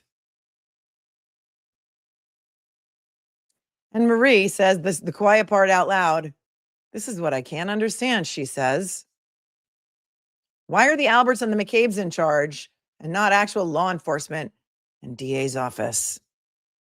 If anybody has any thoughts on that, tag Marie, Z9W, in your response. Please.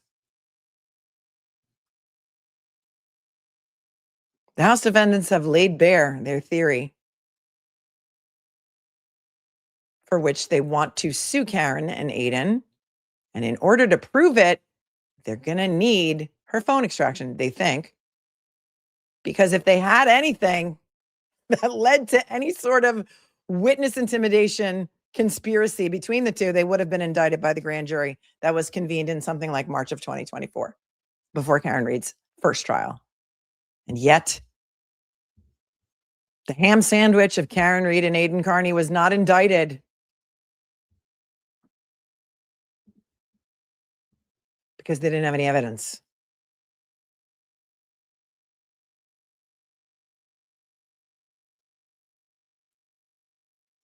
Moving on. In the spring of just food for thought, just my thoughts, just food for thought. In the spring of 2024, Defendant Read stood trial at Norfolk Superior Court. Defendant Read did not testify on her behalf at the trial, and that is her Fifth Amendment right. Just reminding everyone that. I know Massachusetts is where your constitutional rights go to die, but this thing called the Fifth Amendment allows you not to have to testify against yourself. You can't be compelled to testify on your own behalf at a criminal trial. It's the thing. That trial ended in a mistrial due to a hung jury. In August 2024, the plaintiffs filed the present wrongful death action against Defendant Read and other defendants. The court stayed this wrongful death case pending Defendant Read's retrial. In the spring of 2025, Defendant Read was retried. She again did not take the stand in her defense. The jury found that the government failed to meet its burden of proof on all counts, except the charge of operating a vehicle under the influence, which is so interesting because they never indicted her on that standalone charge, right? After that verdict, this wrongful death action resumed. In August 2025, Defendant Read moved to dismiss the complaint. In early October 2025, this court denied her motion to dismiss as to all counts except one. Then on October 20th, 2025, Defendant Read answered the complaint. On October 28th, 2025, Defendant Read served this motion pursuant to Rule 21, covering misjoinder of parties, and asked this court to allow her to file a 9-count proposed cross-claim with a mix of state and federal causes of action against 10 new parties, including the Commonwealth witnesses. Argument. 1. Rule 21 is not the proper vehicle for Defendant Reed to join the Commonwealth witnesses and assert the proposed cross-claims. We're going to just sort of skim through this. So they're saying procedurally, it's improper. Rule 21 is not the right way to do it. Rule 21 governs misjoinder of parties. And it talks about technical problems of misjoinder. And so they say Rule 21 isn't applicable here. The law really doesn't matter on this because this motion wound up being withdrawn and the court never heard it. And then they say she cited some cases and relied on them improperly. And they go on to discuss the law. And they say that instead she should have sought to amend her answer under Rule 15 and sought to join the new parties, including the Commonwealth witnesses under Rule 20, which governs permissive joinder. Their second point was that joinder will cause delay and prejudice without any efficiency or judicial economy. And they said it would just take too long. You've already set deadlines in this case. And so therefore you should not allow it, Judge.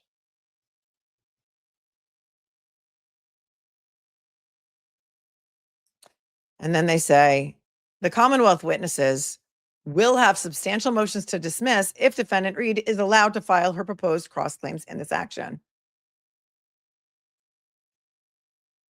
Anticipated motions to dismiss include requests for dismissal based on the Massachusetts anti-SLAPP statute, as well as on statute of limitations grounds.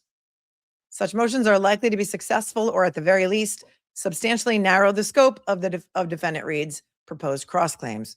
So I guess we can anticipate those motions in the case that Karen eventually filed in Bristol, which is now, for the time being, removed to federal court.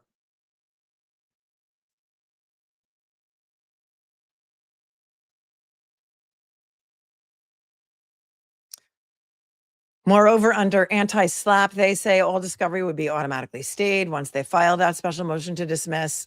And so there's a serious risk of multi-tiered discovery.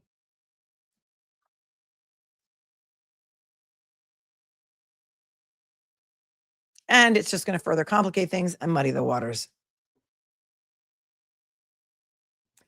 And here it is. Okay, so the current discovery schedule ends in August of 2026.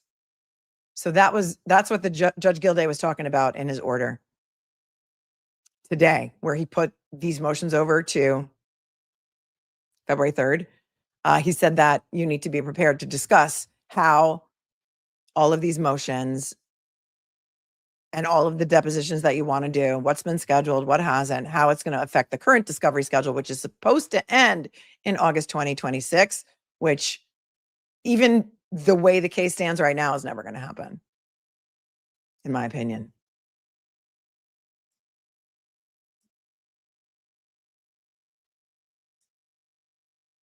Then another point that they make is that Defendant Reed's joinder strategy will prejudice the Commonwealth witnesses by likely foreclosing their right to remove the litigation to federal court. And that's what they want to do. And that's what they did do in the case that she eventually filed against them. I don't think anything, does anybody know if anything has happened in that federal case yet? I'm going to have to go look later in the docket.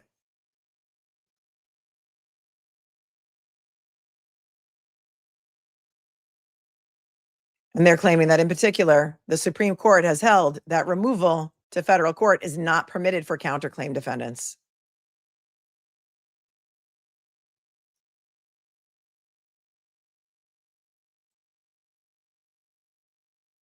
If the motion is allowed, is another point, the Commonwealth witnesses will have to file defamation and other related counterclaim actions against Defendant Reed and third-party Aidan Carney in this wrongful death action. And so they're claiming that that's what they're going to be doing. And I do not think that that has happened yet, if ever. Are they waiting to see if they're going to be able to get Karen Reed's phones extracted from January of 2024? Hold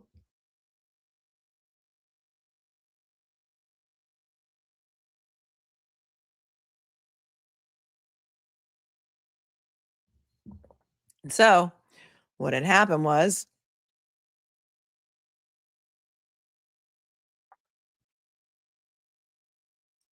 they also say consolidation may become may be appropriate at a later time. Yada yada yada. YACHTA. Yada yada yada. XOXO. Brian McCabe, Brian Albert, Nicole Albert, Jennifer McCabe, Matthew McCabe, and Brian Higgins by their attorney James Tuxbury and William Fish of Hinckley Allen. And what had happened was Karen Read's defense team got this opposition to their motion, and they're like, you know what? This just sounds like a big hassle. Why don't we just file a separate lawsuit in Bristol and be done with it? And they withdrew their motion. And they withdrew their motion.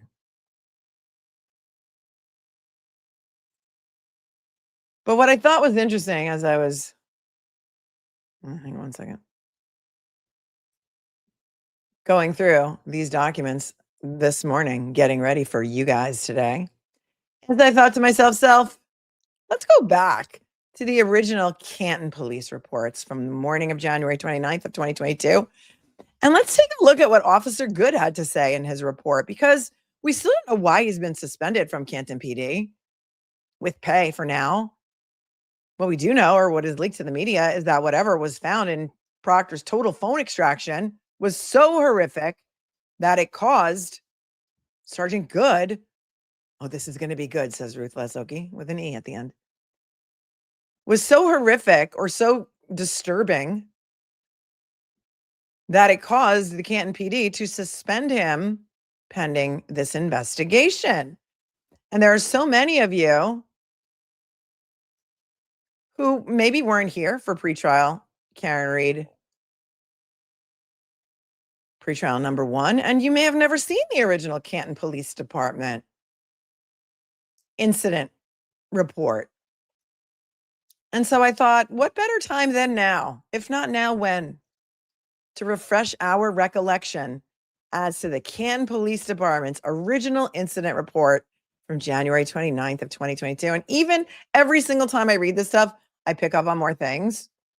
And today is no exception. There's more things in here that I forgot about. And perhaps you too will be able to pick up on some things. Hold on one sec.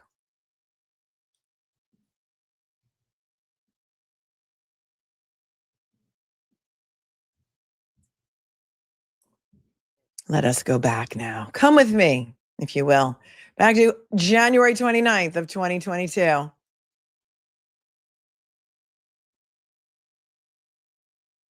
At 8:24 a.m., when these reports were allegedly drafted, we're going to need a bigger yacht, Debbie. We're going to need a bigger yacht. Yes, they told Goode to stay off town property. He's not even allowed in Canton PD. He's not even allowed in Canton PD without an escort. Nope. Not allowed. We're going to need the Titanic. They're rearranging deck chairs on the Titanic, some people might say. He's not allowed on the property, MPB. You're absolutely correct. Not allowed on property without an escort, without a police escort. Had to turn in his badge, his gun, all his IDs, all his swipe cards, all his key cards to the Sally Port and perhaps other things. We need a double wide yacht. Okay. All right. Here we go. For those of you who were not privy to this ever, maybe, or even just maybe the first time, here it is. This is the Canton Police Department incident report. Here's the incident number and the call number. And look, it's dated up here in the right-hand corner, January 30th of 2022. So this is the most close in time report, if it's authentic, that there is. Okay? Because they were the first on scene. They were first on scene after the 911 call. And here it is. Date and time reported, January 29th, 2022. What does that say? 6:08 a.m. And that was the time reported The report date and time is January 29th, 2022 at 8:24 a.m. So look at them getting their reports done in a timely fashion. Status. Well, will you look at that? No crime involved. What? No crime involved? There was no crime involved, but I thought that Proctor already had it solved within 16 hours that Karen Read committed murder when she hit John O'Keefe with her car. And he never even went to the scene, allegedly, on the 29th of January, 2022. Proctor never went there. Buchanan never went there. That's what they said. But Canton PD says there was no crime involved. Huh. The reporting officer was Sergeant Sean Goode, who has now been suspended with pay from the Canton PD. Nobody knows why. I don't know what this is over here. A little Post-it note? Like, what is that? Okay. All right. Well, let's keep going. I mean, those of us who have been here for a long time, we knew about this already. Some of you, your heads might be popping off and you're like, what?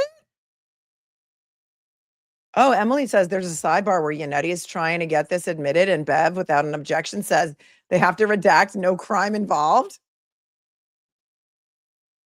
You have been doing the Lord's work over there. You and Corey Hopkins reading those sidebars and dressing up in costumes. And I haven't even had a chance. To watch yet. But I heard you're doing the Lord's work. And Zoe says, but this was closed out by 8:24 that morning before Proctor got involved at all. So at 8:24, there was no crime involved. Good point. And also, you know, the Canton PD is the most incompetent PD in the world. That's what they want you to believe, right?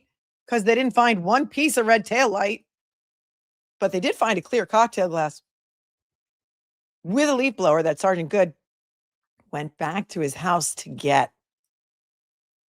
That's right. And Zoe says, the picture of taillight in the snow that was later attached to Canton PD incident report was not found by Canton PD. It was later added. That is correct as well. Because you guys are wicked smart. You're wicked smart. And here it says involved. Number one, Karen Read. She's involved in this call because there's no crime involved, but she's involved in the incident report. Karen Read, Mansfield. Everything's redacted. I redacted all the birth dates. And then it says events. Okay, that's this section right here. This next section says events. It's not letting me highlight the events part, but trust me, bro. And look at what it says. Location type residence, 32 Fairview Road, Canton, Mass. 02121. What? 32 Fairview Road? That's crazy. Because you know what's so funny is that up to present day, and including January 29th of 2022, Brian Albert's brother, Kevin Albert, he was the detective with the Canton PD, wasn't he?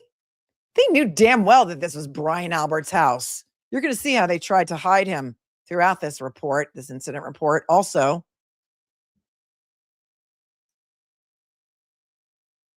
one assist, fire, EMS. Okay. The zone is West Sector.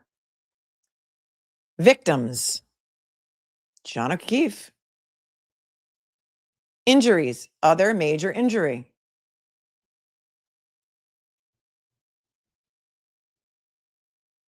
And then it says victim connected to offense numbers 1.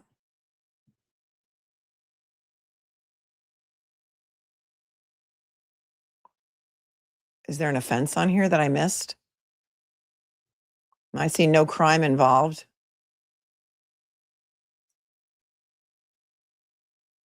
Why didn't they ticket her on the scene if they thought she did something? Kevin was at the family meeting at 34 Fairview in the morning, says Boozy Beauty. Wow. Huh.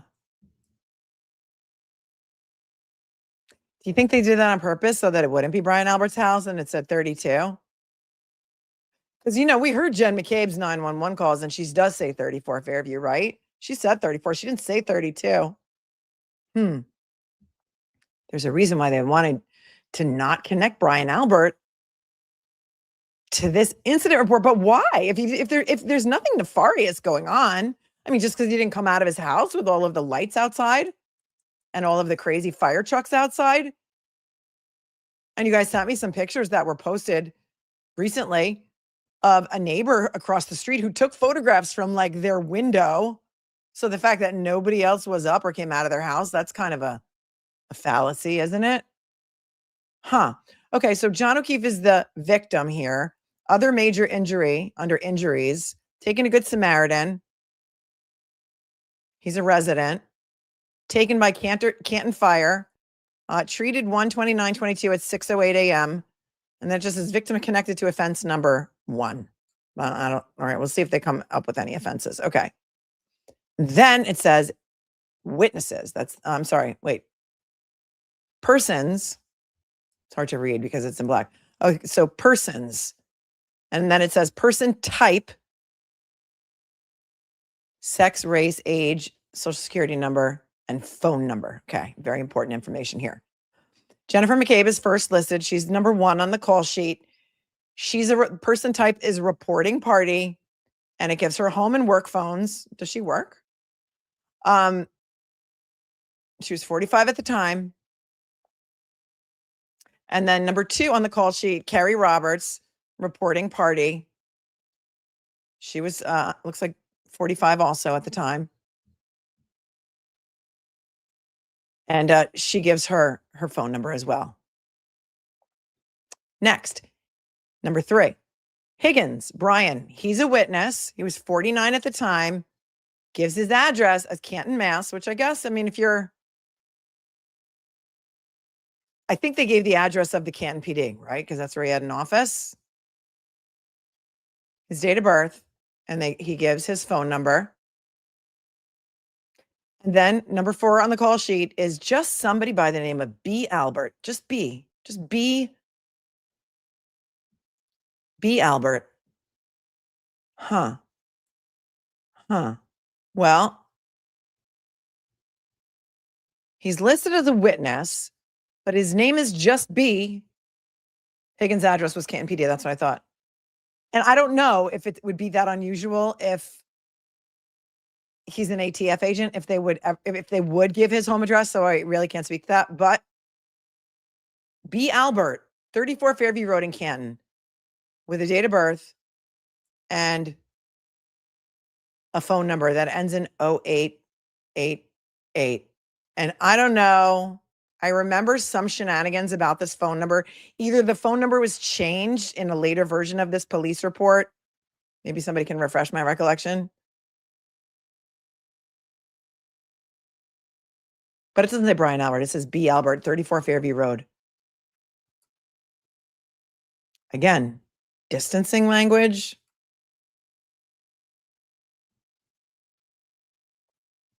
Number 5, Nicole A. Albert, 34 Fairview Road. She's a witness. Date of birth, phone number. She was 51 at the time. B. Albert was 53. Number 6 on the call sheet, Matthew McCabe. He was a witness. He was 47 at the time. He's got his phone number in there. And then there is another Brian Albert. But based on date of birth, this is Brian Jr.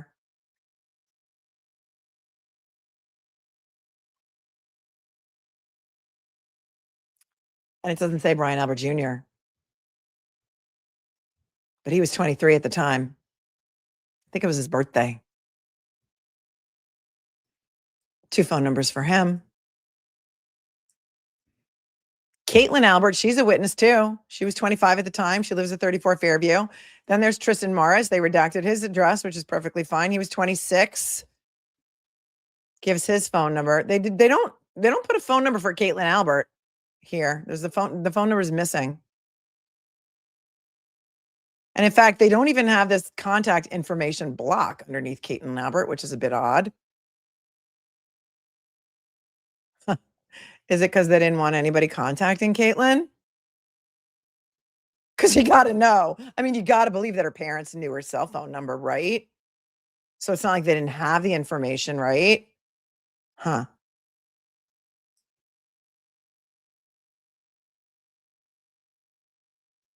And then they have Julie Nagel. She's a witness, but again, no phone number, no contact information for her.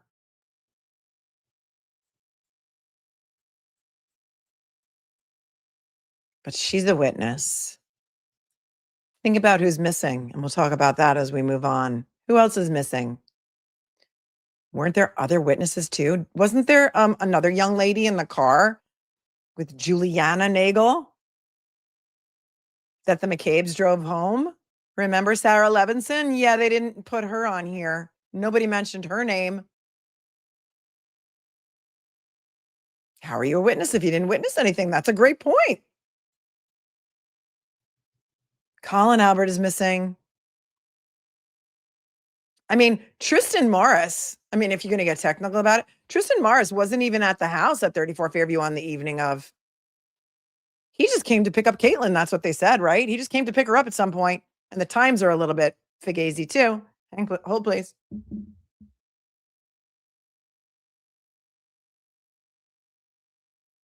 So if you're going to say, you can't use it as a shield and a sword. You can't say, well, we didn't name this person, that person, and the other person because they weren't there when Karen Read was outside the house, because neither was Tristan Morris. Right? But Sarah Levinson was. Next. Other properties. Other properties. So this was, allegedly the evidence that they collected. Broken drinking glass, number 1, quantity 1, date 1/29/22. Owner, O'Keefe, John Joseph. He's the owner of the drinking glass. People say, well, of course he didn't go in the house, because if he went in the house, why would the broken drinking glass be next to him? And I said, I don't know. Have you ever watched a crime show? If he went in the house with something and then he was put outside the house, whatever went in with him had to go out with him. It's really not rocket science. It's really not. And they actually put a property number on there. And then the next thing, number 2 of things they collected at the scene, 6 solo cups with blood and water. Quantity 1, serial number not available, date 1/29/22. And the owner of that was also John Joseph O'Keefe. Well, but how do you know? How do you know that was his blood? I don't think that blood was ever tested in the solo cups. I mean, if I was wrong, of course, point it out to me. And then the status over here for the broken drinking glass is evidence.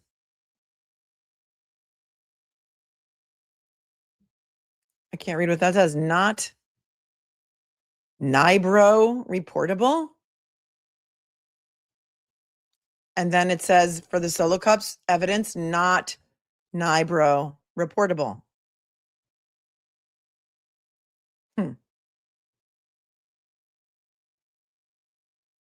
Right. They don't even know if it was blood, but they call it blood right away. They're calling it blood. Okay.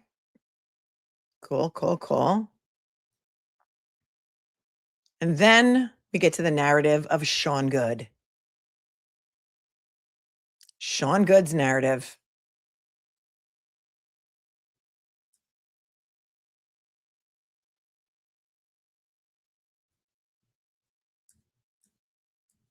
And here we go.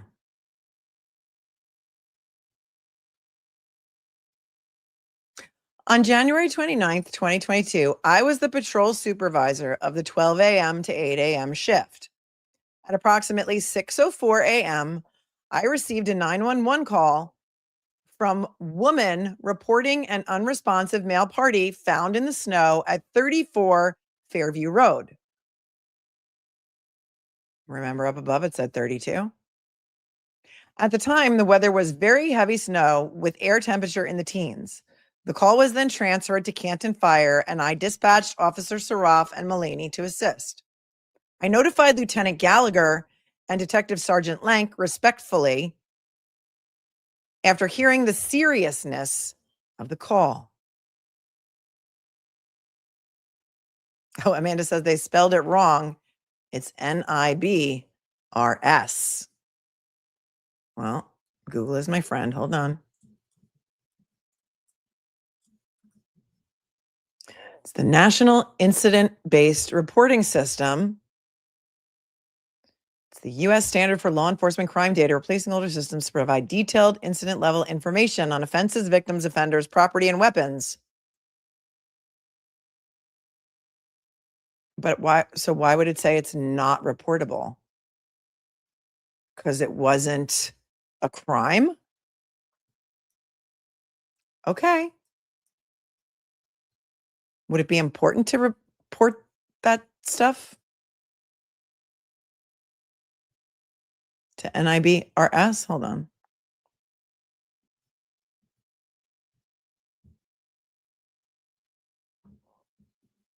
I mean, is that could be an S and I just can't, it's like NIB, maybe it's NIB, maybe, is that an S? It could be. This is a really bad copy. It's not ballistics related. That's why it's non-reportable. Okay. Okay. Big pork chop. Pork chops and applesauce. Pork chops and applesauce. What's that from? Tell me what that's from. Pork chops and applesauce. So who gets the first?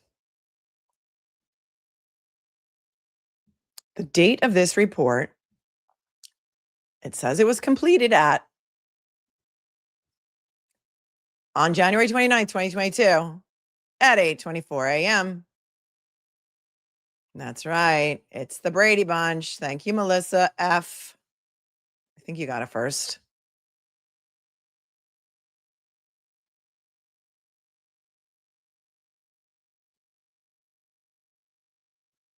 Iceman Cometh says one of the meanings is this.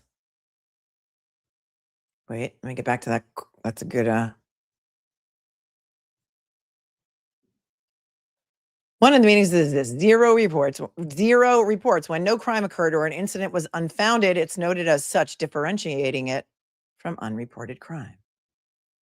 Except Pork Chop said, because it's not ballistics. I'm not a law enforcement expert or a forensic expert. Never claimed to be. All right. Now, back to where we were.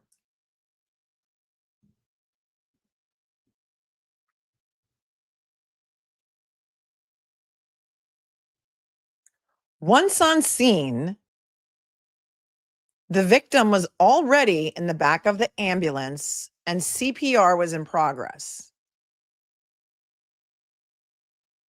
I was met by McCabe, Jennifer, and I redacted the dates of birth, Roberts, Carrie, and Reed, Karen, standing outside of the ambulance. Now, this is good talking. Tell me something good. Who sings that one? Tell me that you like it.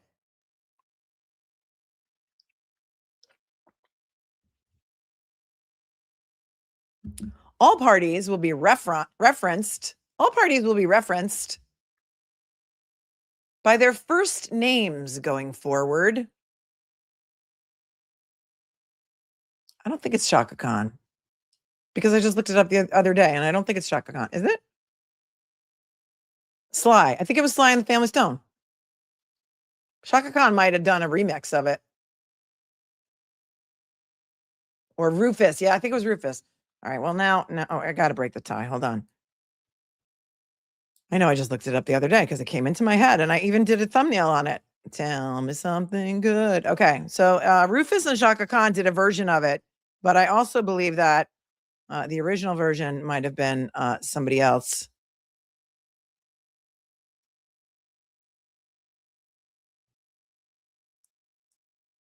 Maybe it was Rufus and Shaka Khan. Perhaps. Okay. Well, we learn something here every day, and it's not only about the law. It was Humphrey Bogart before the Brady Bunch, pork chops and applesauce. It's a great tune. Such a great tune. Shaka and Rufus. Mitchell said Beyonce. I don't think Beyonce sang it, didn't she? Might have. I don't know. I'm not familiar with the music. Okay, moving on. Listen, from now on, everyone's going to be referenced by their first names going forward. Jennifer introduced herself to me and explained that they found their friend O'Keefe, John, lying unresponsive on his back in the snow, on his back. Okay. I don't know if Jennifer McCabe knew Sean Goode before this, but he made certain to say that she introduced herself to me.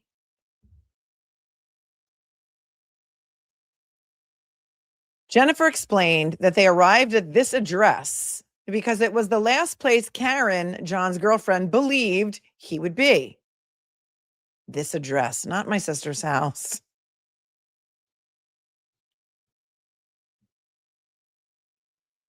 Jennifer stated she had gotten a call from Karen around 4:53 a.m. inquiring about John's whereabouts. 3 separate words. Whereabouts. She told Karen that she didn't know where he was. I asked Jennifer why she would think you would know where he was. Jennifer explained that a group of them had all been at the Waterfall Bar and Grill in Canton earlier in the night.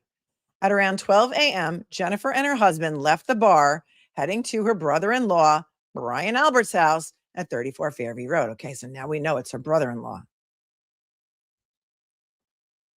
Now we know it's her brother-in-law. But it doesn't say he's a Boston police officer or a brother of Detective Kevin Albert of the Canton PD, because that is why Canton PD was conflicted off this case immediately, or they were supposed to be anyway.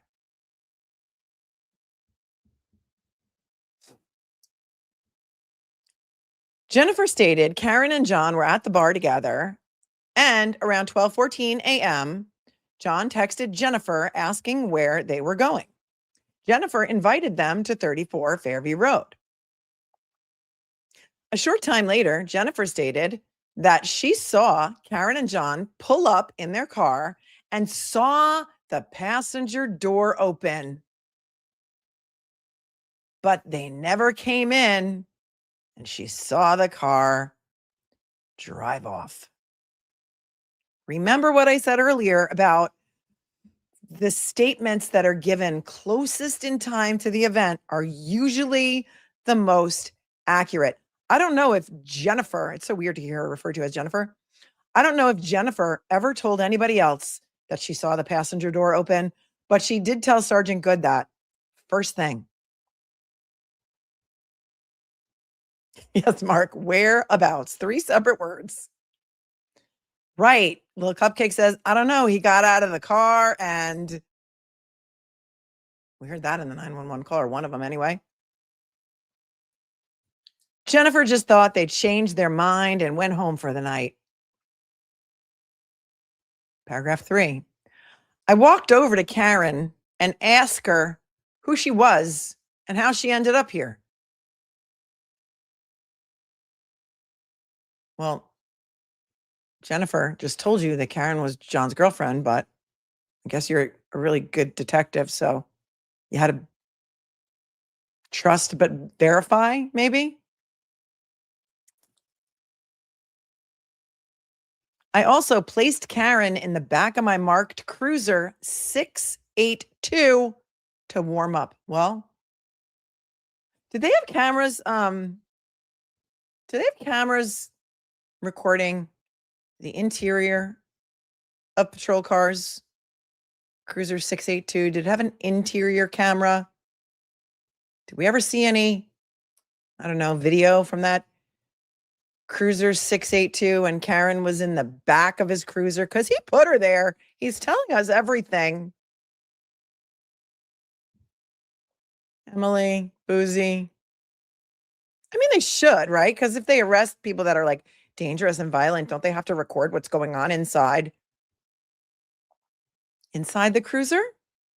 And it was running because she had to warm up, right? And so it would be running. Kristen Pino says, yes, they have to. Oh, Thunder Snow Doggy Paw says it was broken. And Virtual Juror says we never saw any video pointing in the back of the cruiser, only audio. Oh, but if that's where they were saying the Our Father and Karen was yelling Google hypothermia, I'm sure there would be a recording of it. Wouldn't there be? Or did it end up in a drawer somewhere? Oh, yes. Boozy Beauty says, yes, interior cameras automatically record when their emergency lights are on. Yet allegedly no video footage exists. That's so crazy. Isn't it so crazy? It's like the magical mystery Sally Port video. It's like the magical mystery interior interior patrol car video. Just everything just like magically disappeared and then magically reappeared, and just time drifts. And I mean, Goode said he put her in the back of his car to warm up. That is so crazy. I mean, all of the things that went wrong in the murder of a Boston police officer, Officer O'Keefe, all of the missteps and the bungling and the missing evidence and the crazy disappearing evidence. And Boozy says, and Goode testified as to how the cameras work too, coincidentally. Wow. I wonder, I mean, I'm just spitballing with you here right now, because we know that whatever was in Proctor's phone was so damaging that he's been suspended. What if it was something like text messages between Goode and Proctor, like, dude, 86 that video from, the back of patrol car 682, because you idiot. Why'd you write that in your report, you idiot? Now we got to account for that video. 86 the video, Goode. And Goode might have been like, all right, 10-4, good buddy.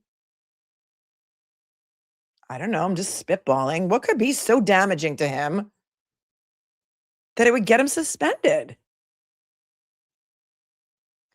Karen was hysterical and continually yelling, is he dead? I kept reassuring her that Canton Fire was doing everything they can to save his life. I asked how John ended up there, and she stated, I don't know. I asked her if she drove here last night, and she stated, I think so. Then I can't remember. At this point, I stopped asking questions because she was too upset and she was unable to keep her train of thought.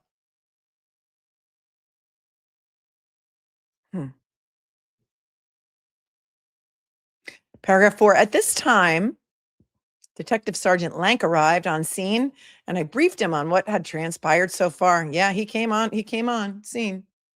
Detective Sergeant Lank, the Ray Donovan of the Albert family since the 90s.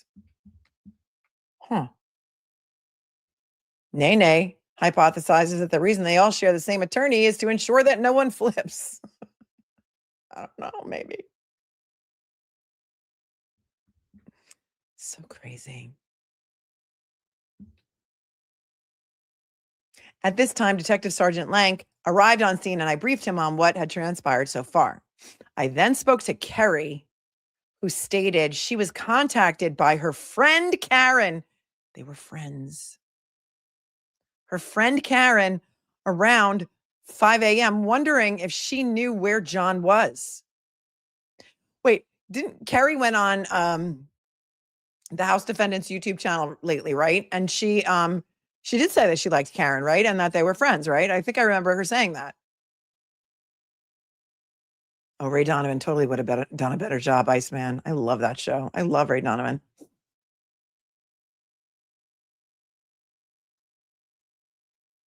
I then spoke to Kerry, who stated she was contacted by her friend Karen around 5 a.m. wondering if she knew where John was. Remember, this is Goode's statement.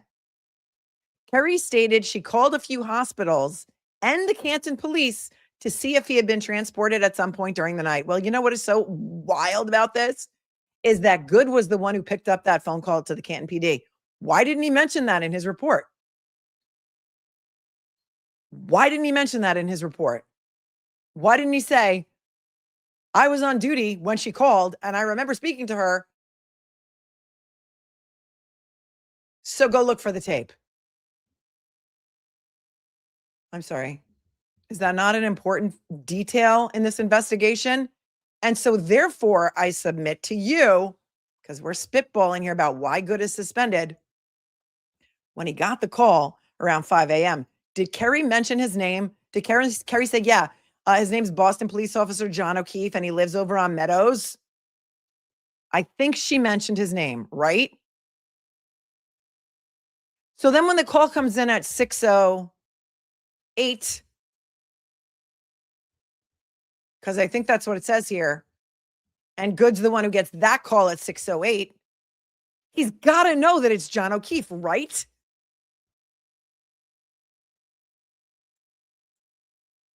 Because the phone call from Kerry was only an hour prior.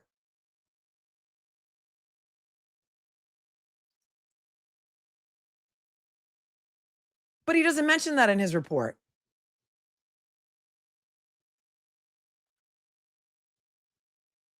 I would love to know how many versions of this report there is, because I'm going to show you something next. Put a pin in the font here, okay? Look at the font in this report. And then as we shift to Mullaney's statement, you're going to see a font change, which is wild too, isn't it?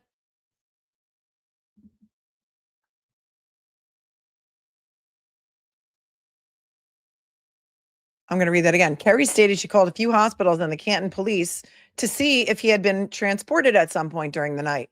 He knows because he answered the call. Then Kerry picked up Jennifer and Karen, and they began to search for John, ending up here at 34 Fairview. Oh, there is a log of the call. We actually have heard the recording of the call. There's a recording of it, and we've heard it. We've heard the call where Kerry Roberts is talking to Sean Goode. I don't have it right now at the ready, but it's out there.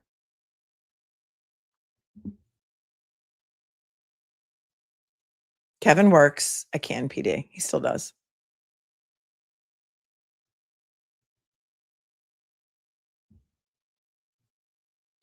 Paragraph 5.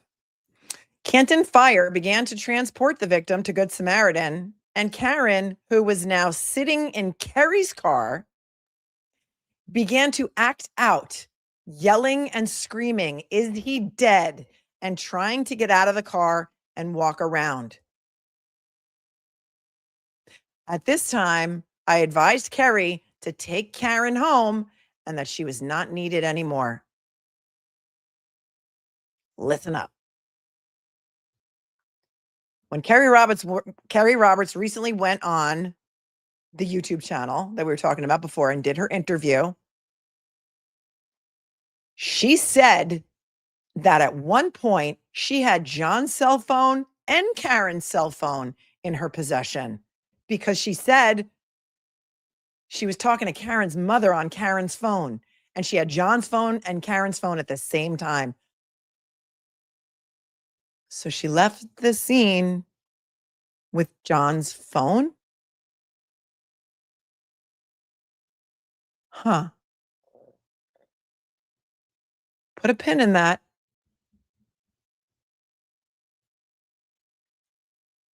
Read that again. At this time, I advised Kerry to take Karen home and that she was not needed anymore. Moments later, I was contacted by dispatch that Karen was making suicidal statements to her father over the phone. I made the decision to have Kerry bring Karen back to the scene and had her transported to the hospital via Section 12. Okay. Sergeant Sean Goode is the one who decided to section Karen. That's an involuntary psych hold. We call it a 5150 here. Goode is the one who says that he made the decision to have her sectioned. Nowhere in his report does Sergeant Goode say, oh, and by the way, Kerry Roberts gave me John O'Keefe's phone.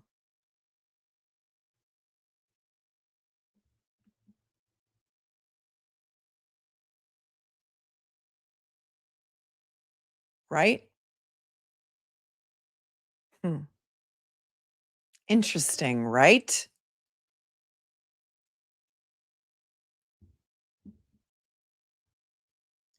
Paragraph 6, Detective Sergeant LANK at this time contacted the homeowners at 34 Fairview Road and completed a supplemental report. I mean, that's so crazy. LANK was the friendly. LANK had been inserting himself into Albert family business since the 90s when the Lopalito brothers or the Lopalato brothers got in a fight outside a bar. And LANK had to come and take care of things. Maybe filled out some fake police reports. Somebody give me a little tiny synopsis of what happened in the 90s with the Lopalato brothers. I forget which Albert it was that was in a bar and got in a fight with those guys. And then LANK came and he arrested him and put some charges on him. Then there was a big civil lawsuit by those brothers against the town of Canton, and they got paid a whole bunch of money. And they were allowed to bring it up during trial number 1 a little bit. And then there was another like hit and run accident. Tim Albert smashed into somebody at a light and fled the scene, and the trail of oil led all the way to 34 Fairview. And so they had to do something about that one because, evidence. That was Tim Albert back in, it was Chris Albert. So it was Chris Albert with the Lopalato brothers. And it was Tim Albert who smashed into a woman at the light, fled the scene, and the leaky oil led them right to the driveway of 34 Fairview. Mm-hmm. Carrie Roberts claims she handed John O'Keefe's cell phone to an officer at the hospital, but she doesn't know which one. Did she say at the hospital or did she say at the scene? I mean, there's a million scenes here, so who knows what she meant by that. Boozy says, Chris was always starting fights and his brothers had to go save him. And LANK did too, though, right? Oh, right. And LANK bit one of the brothers. That's right, James Lynch. That's right. LANK bit a man. LANK bit one of the Lopalato brothers. That's right. They absolutely did. Oh, yes, he did. He bit a man. And Chris Albert killed Peter Berger. Yes, that's a hit and run car accident too. Peter Berger was an exchange student. I mean, so crazy, right? At the scene, Aunt Bibi says, she said at the scene, she gave the phone over at the scene. People are remembering, not the hospital. And Sheila says, Carrie Roberts said at the scene, but the phone's movements, John O'Keefe's, Sheila says the scene, but the movement of John O'Keefe's phone matches Jen movements until around 11 a.m. LANK bit a man. Yeah, he did. Kyle says crazy. He bit a man. Was he at 34 Fairview that night? Did they ever do his teeth impressions? I don't know. LANK and Coke. Tiff says LANK and Chloe have something in common. All right, moving on.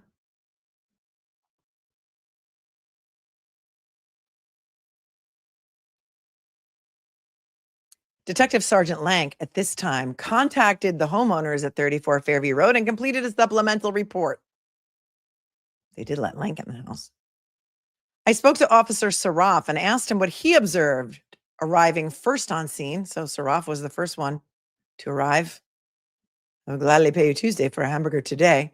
SARAF stated he saw a woman, Karen, attempting CPR on the victim in the snow. Okay. Goode's report says that SARAF told him that it was only Karen doing CPR. SARAF stated Karen had blood around her mouth, which he believed was from the victim's mouth and nose area. SARAF explained seconds later, Canton Fire arrived on scene and took over medical care, and moments later, I arrived.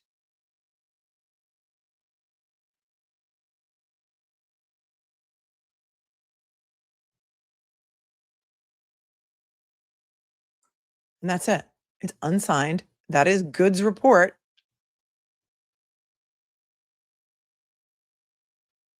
Moments later, I arrived.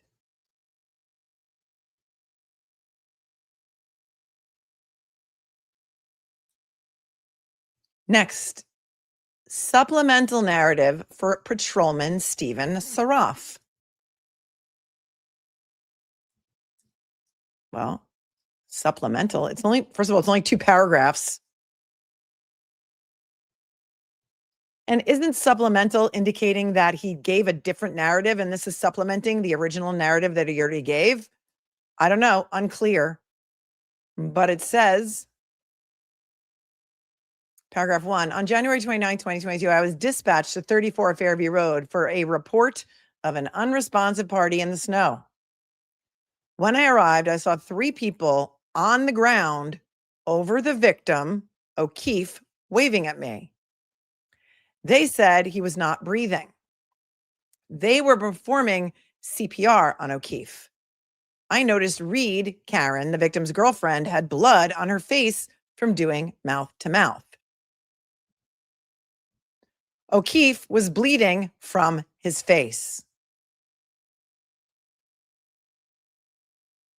Okay, I don't know. I'm not a medical examiner or, a medical professional of any kind. I'm just a lawyer with more than 3 decades of experience. And so you tell me, because I know we have a lot of professionals in the chat who are in medicine and EMTs and other things. Would a person who's been dead for, I don't know, like 5 hours, let's just say, to round it off, be actively bleeding from his face? Would he? Because so many of the medical professionals say that the blow to the back of John O'Keefe's head would have killed him relatively instantly, right? So if we're to believe that Karen Reed hit him with her car and killed him at 12:30, and 5.5 hours later, his body is found and it's been dead for 5.5 hours, would it be actively bleeding? I went over to the victim and felt his skin and it was cold to the touch. I asked if he was a drug user and they said, no, he's a Boston cop. I went to get the AED from my patrol vehicle, and at the same moment, the Canton Fire Department was arriving. Canton Fire Department took over the care of Mr. O'Keefe. That is so interesting, because as much as they want us to believe that the Canton PD is completely incompetent because they didn't see any giant pieces of red taillight, SARAF asked if he was a drug user. Why? Because it looked like it could be an overdose. There was no obvious trauma to John O'Keefe that he was hit by a car.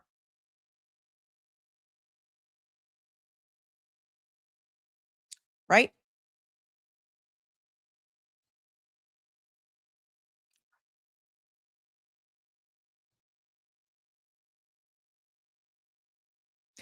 Paragraph 2, which is the only other paragraph in this supplemental narrative of Stephen SARAF. Following that, Reed, Karen, kept screaming, "Is he dead? Is he dead?" She was severely distraught and was not able to tell me what happened. I tried to console her and keep her out of the inclement weather. I had her sit in one of the cars. Oh, but I thought Goode took responsibility for that. Oh, wait a second. So she was sitting in 2 different cars, because after he says I had her sit in one of the cars, then he says Sergeant Goode arrived and started speaking to the parties that were there. Right. So SARAF put her in a car, and then Sergeant Goode got there, and then later Goode put her in a car, in his car, 682. Huh. That's crazy, right? And yet there's no inside the car footage from either of them, either car. And then there's just the rest of this page is just blank. Huh. I mean, it's kind of crazy, right? And then look, we get to Stephen Mullaney's supplemental narrative, and look, the font is totally different. I mean, I'm no font expert, but look at this font here, and then go back to SARAF's, and I mean, that kind of looks like Times New Roman. I'm not really sure. And even like this one before, this is Goode's report, Times New Roman. I don't know. Tell me I'm wrong. And then when you get to Mullaney's, it's totally different font. I don't know. Is that unusual? Anybody here ever work at Canton PD? I don't know. Can each officer write in whatever font they like? Can they choose a font? Are they able to choose a font? Are you allowed to speak in the voice of someone else? Remember Cosgrove speaking in Mello's voice in his motion? That was wild. Huh. I don't know. Just something I noticed. So this is the supplemental narrative for Stephen Mullaney. Well, Patrolman Stephen SARAF has a title. Sergeant Sean Goode has a title. But here it's just supplemental narrative for Stephen Mullaney. He has no title. Huh. Okay. So maybe the first report is the first narrative is the narrative, and everything that comes after is supplemental. That's quite possible. Okay. So this is the supplemental narrative for Stephen Mullaney with a PH. And he says, paragraph 1, on Wednesday, January 29th of 2022, Officer Mullaney was assigned to patrol the east sector for the 11:45 to 7:45 patrol shift. You know what's kind of weird about that? He's referring to himself in the third person. Who wrote this for him? Who is speaking in Officer Mullaney's voice? I'm sorry, what? Everyone else says, I was dispatched.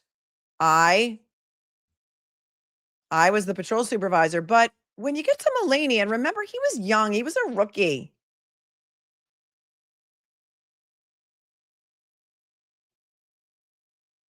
Or is this I right? Is this an I right here? Maybe. Maybe that's an I. On Wednesday, January 22nd, 2022, there should be a comma there. I, Officer Mullaney. Okay, that's possible. Was assigned to patrol the east sector for the 11:45 to 7:45 patrol shift. At approximately 6:05 Officer SARAF and I were dispatched to 34 Fairview Road for a report of an unresponsive party. All right, well, he was on patrol for the east sector, but I thought up here it said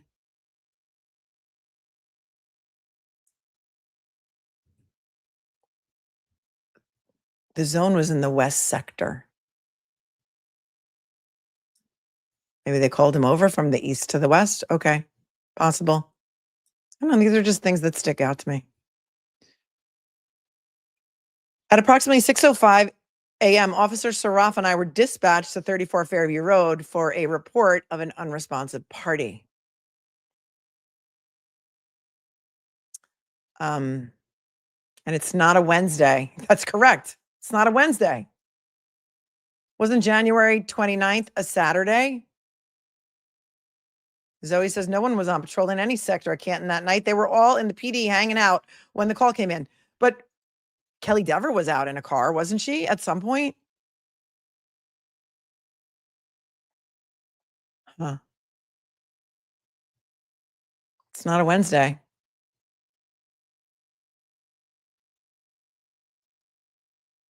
They were dispatched at approximately 6:05. Listen, details matter. But what's so interesting is that the call didn't come in until, does that say 6:08? They were out picking up stray dogs. Well done. But I remember them trying to abada their way out of this.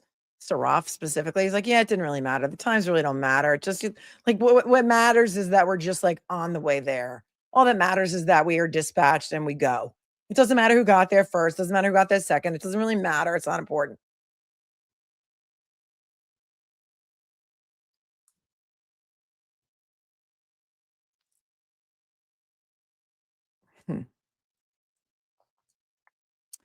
Then he says, Mullaney says, upon my arrival, Canton Fire Department was arriving on scene. Officer SARAF had already been on scene. When I exited my cruiser, I observed a female party attempting CPR on the victim in the snow. As I approached the victim, Canton Fire Department began CPR. Listen to this. I then assisted Canton Fire Department with lifting the victim onto a stretcher. The victim was then taken by stretcher to the ambulance. I have a question.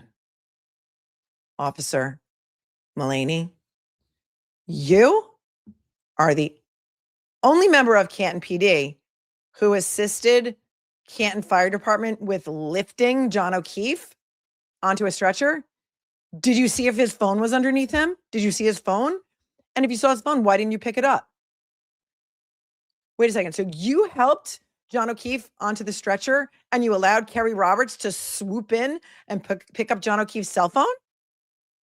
I mean, that is just so crazy. That is just so crazy. Because again, Canton PD must be the most incompetent police department in the nation at this point. He was right there lifting up John O'Keefe's body to put it on the stretcher, and he didn't notice his cell phone on the grass underneath his body, because Kerry Roberts just said again on that podcast, that YouTube show the other day, that they lifted up John O'Keefe and she saw that there was grass there and she saw the phone and she grabbed it. I mean, at this point, I just don't know who to believe anymore. I mean, I don't think Kerry Roberts would lie. Oh, but then again, she did lie to the grand jury, didn't she? Huh.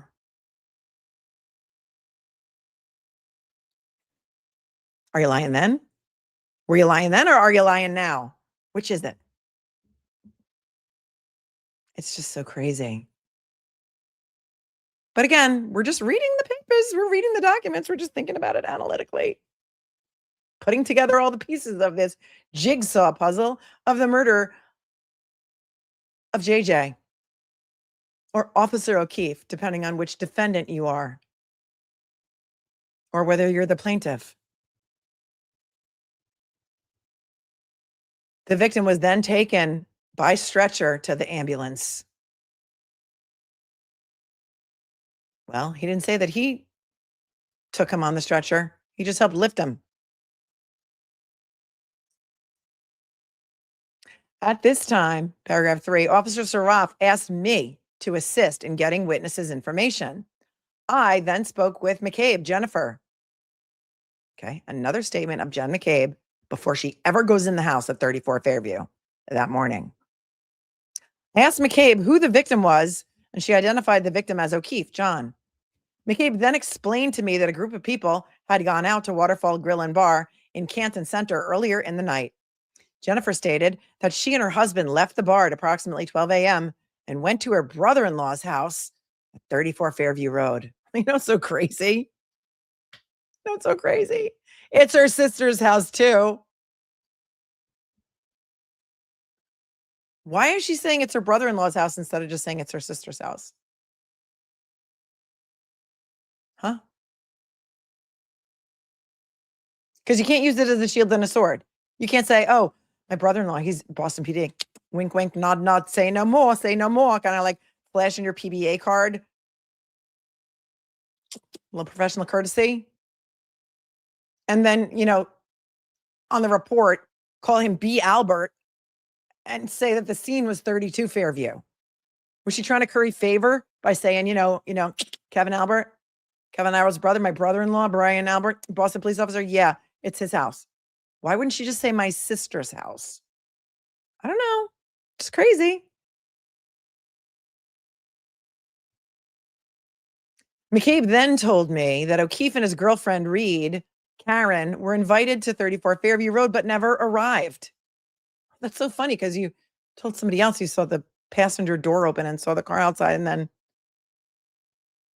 I asked McCabe if she possibly knew how long the victim had been where he was found. And she told me he was dropped off by Reed sometime between 12 and 1 a.m. Wow.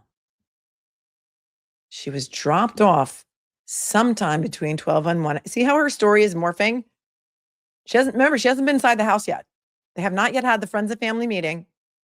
She made some phone calls allegedly to her sister around 5:00 something a.m. And it was a call that, you know, lasted, I don't remember how many seconds, but she claims she didn't pick up. Then she made a couple of calls to inside the house from outside the house. And she says that those weren't picked up either. Josh says dropped off means that John arrived. Right. I mean, it's so crazy. McCabe then told me that she was called by Reed at approximately 5 a.m. wondering if she knew where John was. At this time, Sergeant Goode arrived on scene and the victim was transported to the Good Samaritan shortly after. All right. So let's do our context clues. Stephen Mullaney spoke to Jen McCabe before Goode did.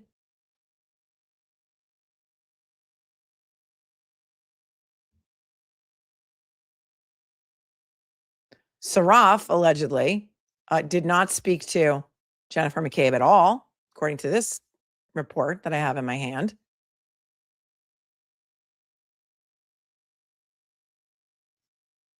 So Mullaney must have been the first person to talk to Jennifer McCabe.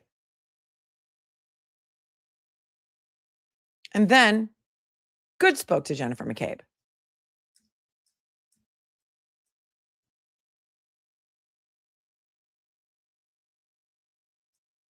I'm just reading what's written here.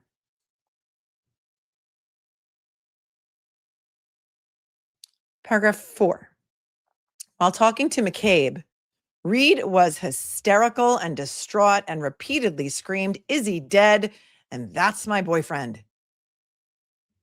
Sergeant Goode then advised Roberts Kerry to take Reed home. At no point is the phone mentioned, but Kerry says she had it with her. After Reed and Roberts left, Canton Control advised officers that Reed was making suicidal statements to her father. Roberts then brought Reed back to the scene where Sergeant Goode asked me to fill out the Section 12 paperwork, and she was transported to Good Samaritan Hospital. Did anybody ever get a hold of that Section 12 paperwork in Discovery? Because Mullaney is the one who filled it out. Sergeant Goode told him to do it. Huh. Because I don't remember. I mean, we saw all these documents before the first trial.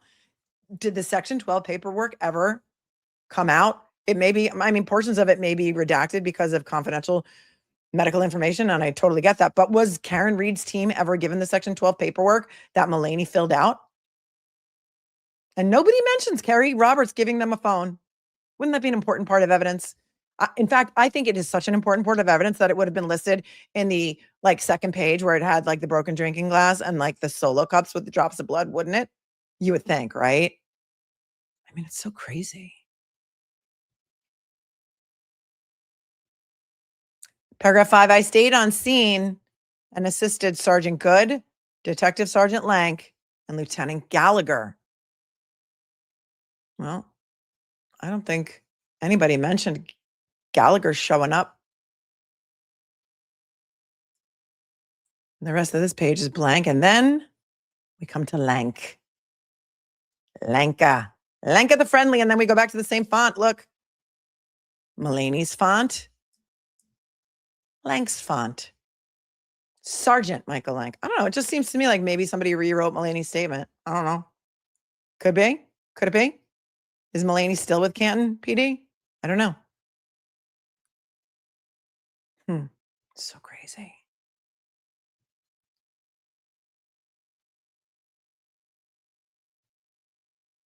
People are now bothered by the font. The font, the changing font. I get it. Here we go. Sergeant Lank's supplemental narrative.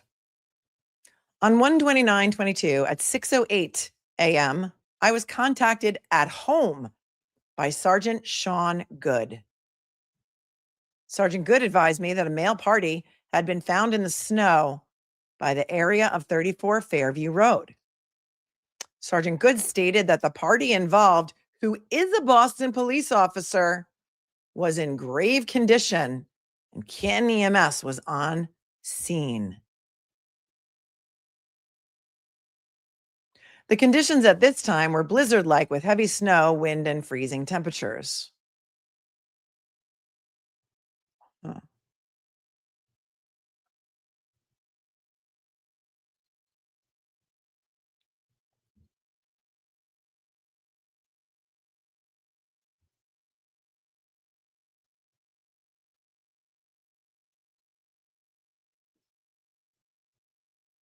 2.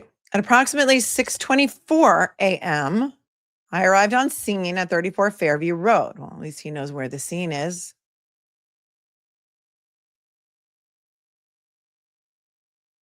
Sergeant Goode, Officer SARAF, and Officer Mullaney had already spoken to multiple witnesses, and the victim was being treated in the ambulance by Canton EMS. The ambulance left for Good Samaritan Hospital shortly after I arrived. I mean, shortly is spelled SHORTYLY. Sergeant Goode made me aware that the officers and EMTs told him that the victim was bleeding from the nose and mouth. Now, again, I am not a detective and I am not a doctor. But if the victim was actively bleeding from his nose and mouth, what does that indicate to you? I don't know. Maybe he wasn't out there that long. Maybe he wasn't dead for very long. It just seems crazy, right? They also stated that he appeared to have swelling above one of his eyes. One of his eyes. One. This is LANK's report. LANK is the friendly. LANK is the friendly. And remember also, and I remember, I may be wrong. People are saying that means he's alive. I don't know. I don't know if he was actively bleeding, but at least 2 of them have said he was. And Karen did have blood on her face, right? And then Jennifer McCabe later says that Karen said, "Oh, do I have my period?" Nurse, not lawyer. Thank you, says from mouth to mouth and compressions, body fluids forced out, not spontaneous bleeding. Okay, thank you.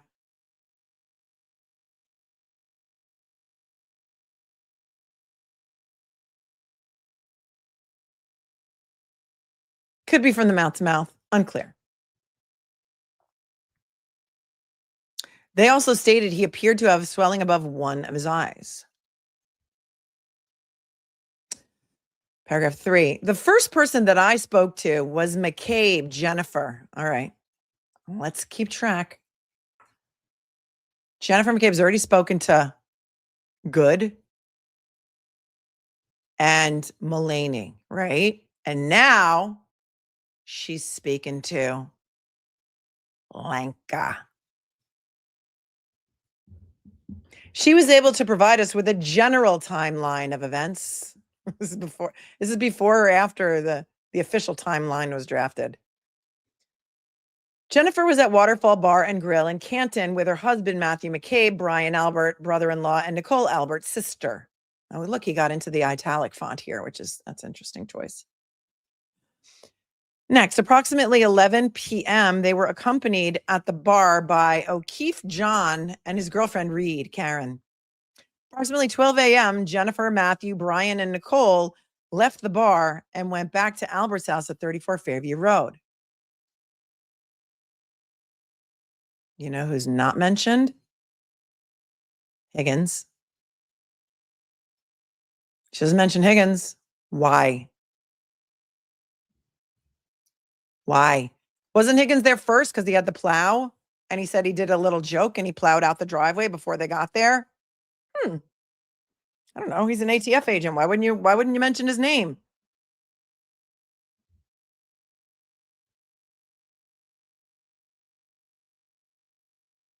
Approximately 12:14 a.m.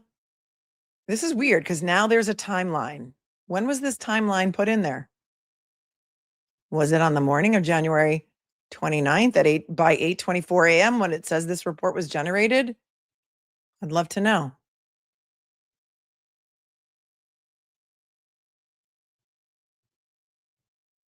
Approximately 12:14 a.m., O'Keefe texted Jennifer and asked where they were going. Jennifer responded that they were going to 34 Fairview Road. Moments later, a vehicle pulled up in front of the house, which Jennifer believed was O'Keefe and his girlfriend, Reed.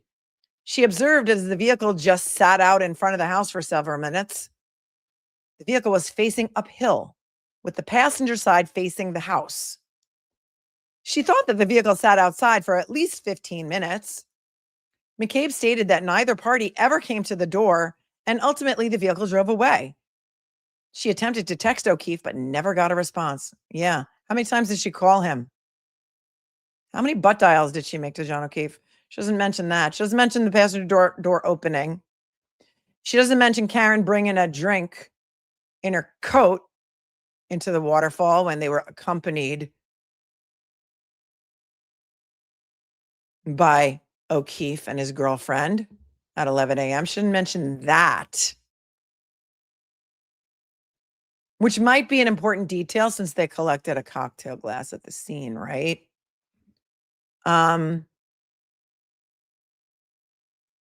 Spitballing with you.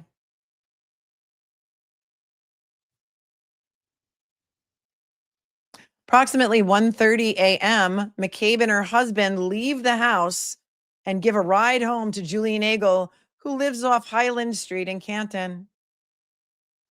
So weird. Because, you know, they drove Sarah Levinson home too. But she didn't mention that. Why? Why wouldn't she mention Brian Higgins and Sarah Levinson before the family meeting? Why? Because she didn't know if they were going to be friendly or not.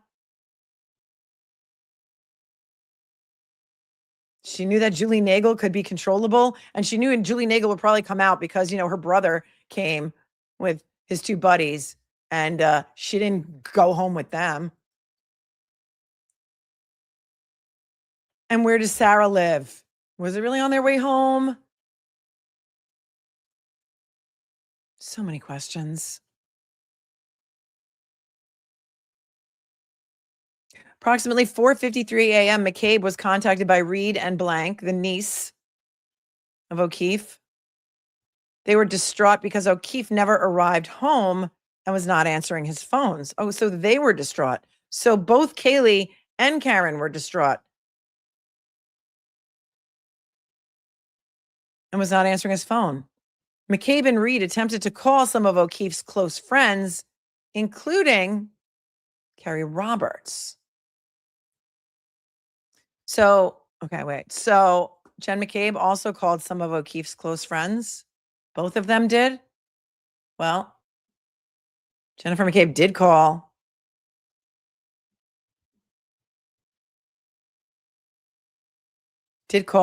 a guy who lived around the corner. Remind me of his name.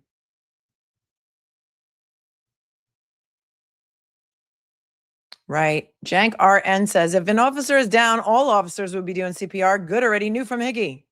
Right, because now we have video of Higgins going into dispatch where Good was around 1:30 in the morning, right?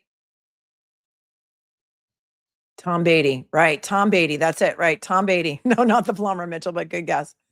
Tom Beatty. Jen McCabe called Tom Beatty, right? It wasn't Karen Reed who called him.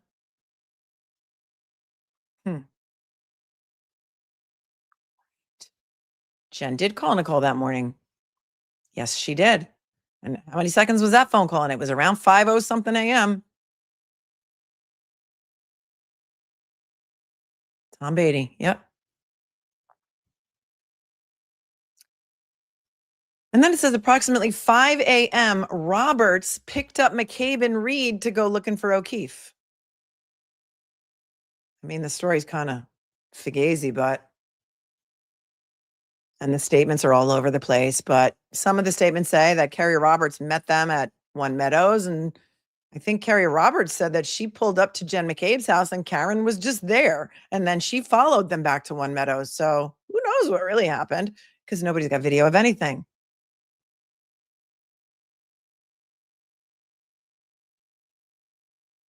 But at 5 a.m., this statement says, according to this timeline that is italicized,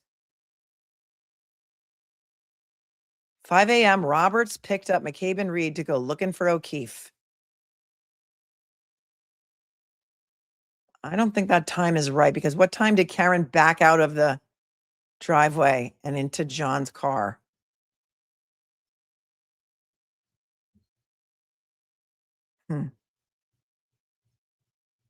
So I guess they hadn't solidified the timeline yet.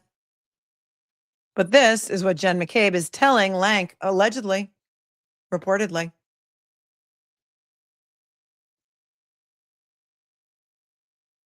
Right. Josh says Reed picked up Jen. We literally have video of Reed and McCabe getting out of the Lexus at One Meadows with Carrie pulling in behind them. But we don't know from that video whether she followed them there or whether she just reported there from her house. I don't know.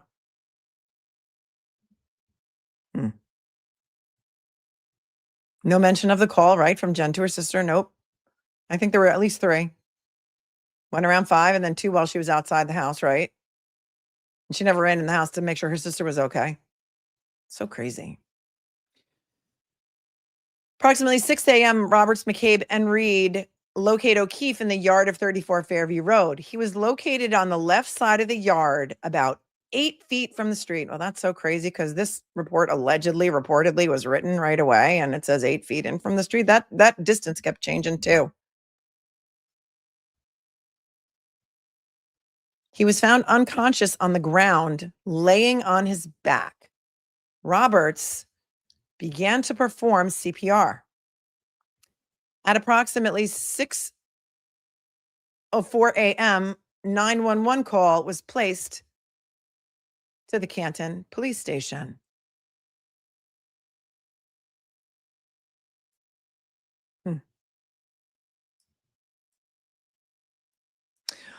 Paragraph 4, officers on scene were able to secure the scene as best they could as the weather conditions continued to be severe. State Police CPAC unit was contacted at 6:38 a.m. Trooper Proctor called back within a few minutes and was made aware of the situation. What? Trooper Proctor was called back within minutes of 6:38 a.m. So he knew that John O'Keefe was dead on the lawn of, or unconscious at least, on the lawn of Brian Albert within minutes of 6:38 a.m. And he never went there? And he lives really close by, right? I mean, that's so crazy. Don't you think? Officer down? While on scene, all attempts to speak with Reed were unsuccessful. I mean, if what was on Facebook was true, you could tell me if I'm wrong about this too. Wasn't there a Facebook post where Michael Proctor's mother referred to the Alberts as the Proctor's second family? Am I mixing things up? Am I getting it wrong? Am I conflating my cases? So let me get this straight, Proctor. Within minutes of 6:38 a.m., you know that a dead police officer is on your second family member's lawn and you don't just go there and you live really close by? I mean, that's so crazy. Why would you do that? Why wouldn't you go there? Because you didn't shovel out your driveway?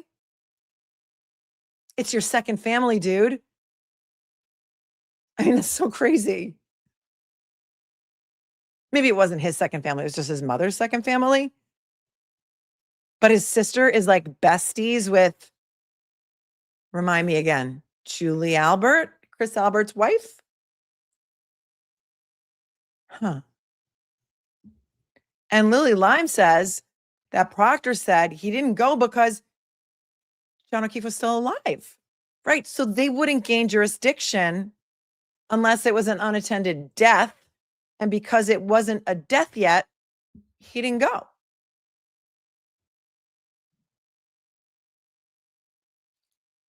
Curiouser and curiouser. I mean, maybe it's time for Alice. Hang on.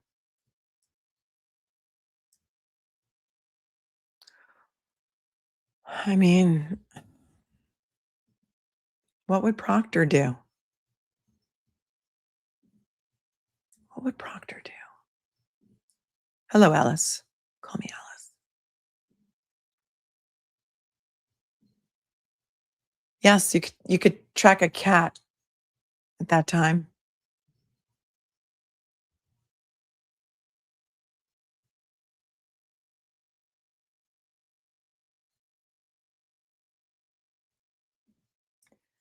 Four, officers on scene were able, oh yeah, they did the best they could because it was windy and stuff and they couldn't get the crime scene tape to like stay up and they didn't want to secure the scene or leave a patrol car there. But paragraph 5 says, while on scene, all attempts to speak with Reed were unsuccessful. She was hysterical and difficult to control. Oh, hysterical women are so difficult, aren't they? The misogyny is showing. The only statement that she was able to relay to Canton officers while on scene was that she did not remember ever being at 34 Fairview Road.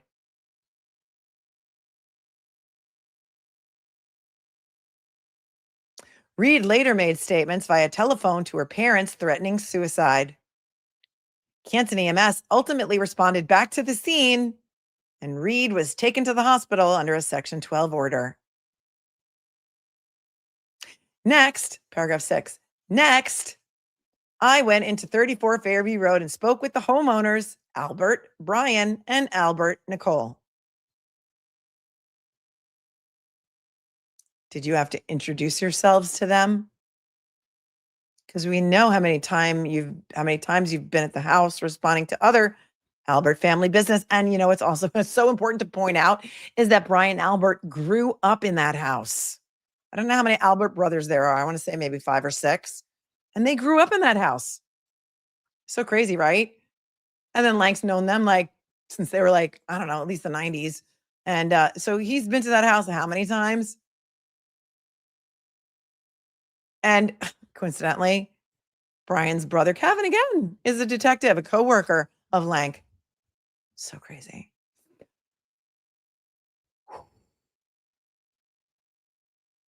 Both parties from this point forward will be referred to by their first names.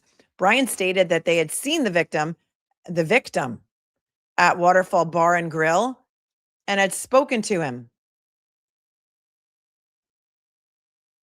But, okay, the victim, I mean, I guess you can call him a victim if you don't know if he's going to survive or not, right?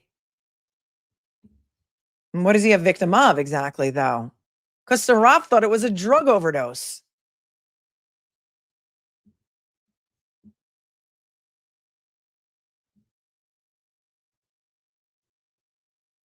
Brian stated they had seen the victim at Waterfall Bar and Grill and had spoken to him. He stated he did not know the party well, the party. Now he's the party, more distancing language, but knew he was a friend of McCabe, sister-in-law. Brian and Nicole recalled that the victim had been welcomed to come to their house, but he never arrived. Well, you know what's so funny about that? I just remember, I mean, I may be remembering incorrectly, but Brian Albert only testified at trial number 1. And didn't he say on the stand, I didn't even know he was invited over, but he never came in the house. But I wish he did. I wish he did. And yet, the first person for Brian and Nicole to speak to was LANK. And LANK wrote down that Brian and Nicole recalled that the victim had been welcomed to come to their house, but he never arrived. Refresh my recollection, because again, I don't have the receipts in front of me, but I thought Brian Albert testified that he didn't even know John O'Keefe was supposed to come over, but he wished he did. And then Cosgrove's, hold on a second, Cosgrove's Velcro Sneakers says, I know you guys have the best usernames on the internet, says he didn't even know him, but he was out drinking with him the weekend before. Taking pictures. That's right. Wait, and didn't Karen take that picture? Oh, what? That is wild.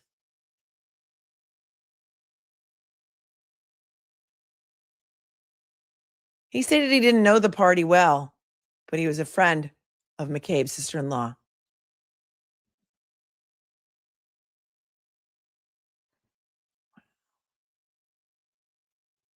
These are Lank's words that he says Brian Albert told him. So, I mean, who knows if it's true or not? Because Lank could be just a liar. When asked about O'Keefe's demeanor or if O'Keefe had any altercations with anyone earlier at the bar, Brian said he seemed to be fine at the bar and there were no issues whatsoever. None whatsoever. None whatsoever. Interesting language too, right? Nope. Not at all. Not 100%. McCabe Matthew, husband of Jennifer, also stated so Matt was there at the time that Lank went in the house. Matt was there. McCabe Matthew, husband of Jennifer, also stated that he had observed the vehicle pull up out front of the house, but never saw either party get out of the vehicle. Matthew also reiterated what Brian said. Yeah, what he said. Whatever he said. I'll just go along with it. O'Keefe seemed to be fine at the bar, and there was really nobody else in the establishment.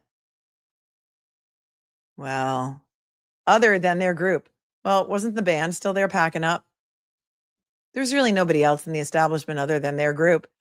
Next, I asked Brian and Nicole, who else was at the house that night? Okay, are you ready for it? Who else was at the house that night? Aside from the names already mentioned, the following people were present at some point during the time in question. Remember, he's asking Brian and Nicole who was at their house at some point during the night. And here's who they name. Brian Albert Jr., Brian and Nicole's son, Caitlin Albert, daughter, Julie Nagel, Brian Albert's friend, and Brian Higgins, who is a friend of Brian Albert Sr. They advised me that their daughter, Caitlin, left the house at around 12:15 a.m. when she was picked up by her boyfriend, Tristan Morris. I mean, that's so crazy, right?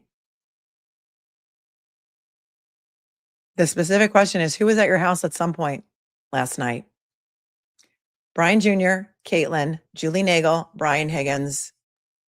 Caitlin left at 12:15, picked up by her boyfriend, Tristan Morris. False memories. I mean, I don't know how hungover he was that morning, but he's a cop. I bet that his memory of who was there the night before was probably pretty good, because he testified he saw Colin Albert there. Nicole and Brian saw Colin Albert there, but he was leaving. I mean, we know Sarah Levinson was there because she went home with Jen McCabe. There were a couple of other girls that were there too.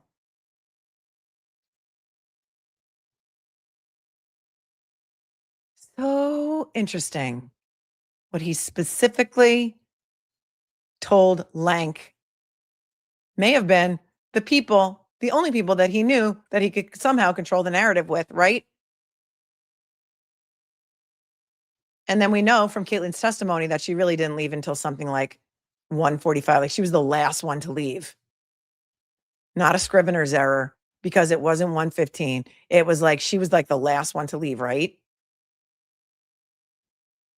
But for some reason, Brian Albert wanted LANK to think that Caitlin left at 12:15, which it would have been like right after she came home. Tristan has no idea what time it was about anything. I mean, he in fact he asked Dave Portnoy to give him a brick watch and told him he would wear it on the stand because he was going to be a witness at trial number 2. And I don't think he was, right?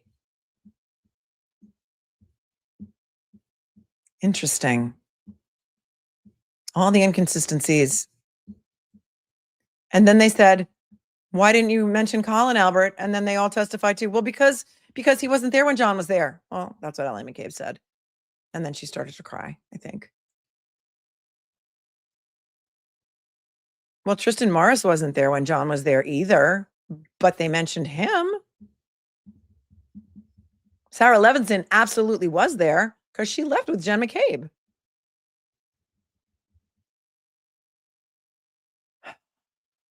Tangled web. 7, while still on scene, Lieutenant Gallagher, Sergeant Goode, and I attempted to retrieve as much evidence as possible, given the weather conditions.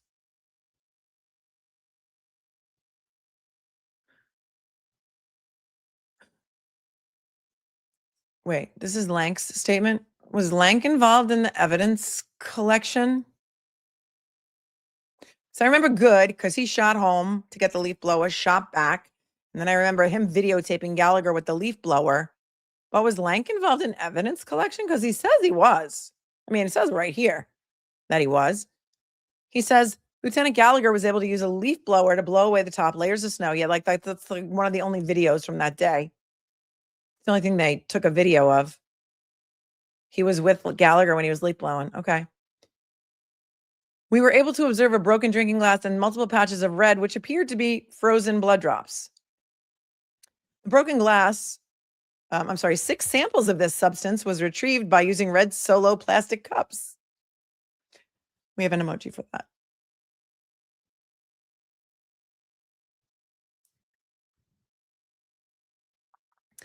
The broken glass was retrieved and bagged into evidence.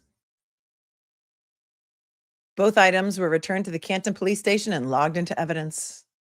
I don't think there's any chain of custody log or anything, right? At approximately 9 a.m., paragraph 8, I was contacted at the police station by McCabe Jennifer. She asked if it was possible to come back to 34 Fairview Road and speak with her. What? That's so crazy. You know what's so crazy is that they allege in the cover page here that this report date and time was 1/29/22 at 8:24 a.m., right? I mean, tell me if I'm wrong. But Lank was called at 9 a.m. and he went back there. He went back there because Jennifer McCabe wanted to add something to her statement.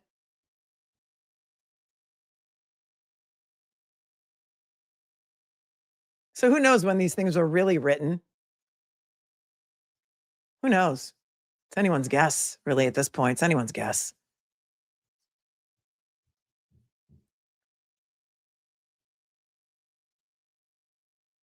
At paragraph 8, at approximately 9 a.m., I was contacted at the police station by McCabe Jennifer. She asked if it was possible to come back to 34 Fairview Road and speak with her. Lieutenant Gallagher and I both left immediately. Immediately. Jen calls, we're on it. She says, jump, we say, how high? McCabe Jennifer, how high? Lieutenant Gallagher and I both left immediately and arrived back at 34 Fairview within a few moments. McCabe told us that she recalled something that she was not sure if we were aware of. She said that when Reed was driving around with her and Roberts looking for the victim, she said something to the effect of, I hope I didn't hit him. McCabe told us that she made these statements again at the scene when the victim was discovered. She thought that Reed may have made these statements in front of a police officer, but she was not sure. So just, make sure, Ray Donovan, Michael Lank, that you put it in your report. Make sure you put it in your report. Oh, please.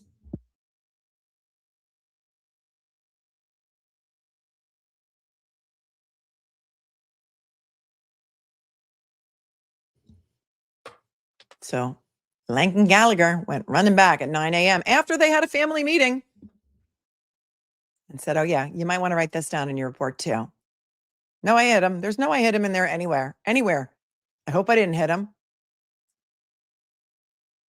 Could I have hit him? I don't even think could I have hit him. Did I hit him is in there. And that is where the Canton PD police report, incident report of January 29th, 2022 ends. That's where it ends. That's it. There's no more. That's all they wrote. That's fun, wasn't it? Wasn't that a fun reread? Now that we know what we know.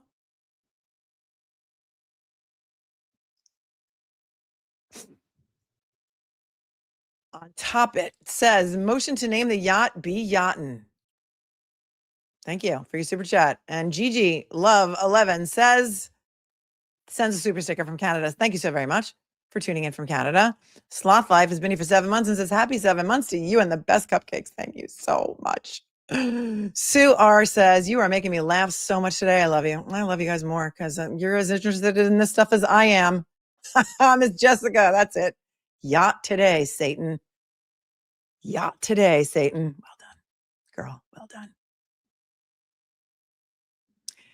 Pink Crown, thank you for your 5, says Karen and Aiden. Orbit need to put aside differences. Their cases help each other. I've been screaming that into my microphone for a long time. Thank you for the 5. Grassy Fork Farm became a member. Welcome. And Becky became a member. Welcome. And Hubert is here. And she says, Carrie lives in the Ponky area, a tight-knit community. I'm sorry, a tight-knit with community pool parties, etc., where John's sister / and John lived. Not sure how close Goode is with them. Thank you, Hubert. I was so good at that video game. Thank you for your 5.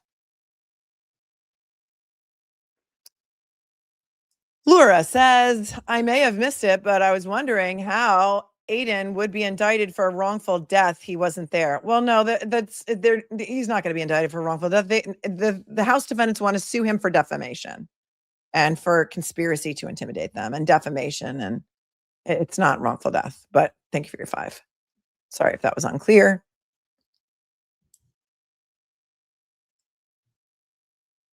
Hold on one second.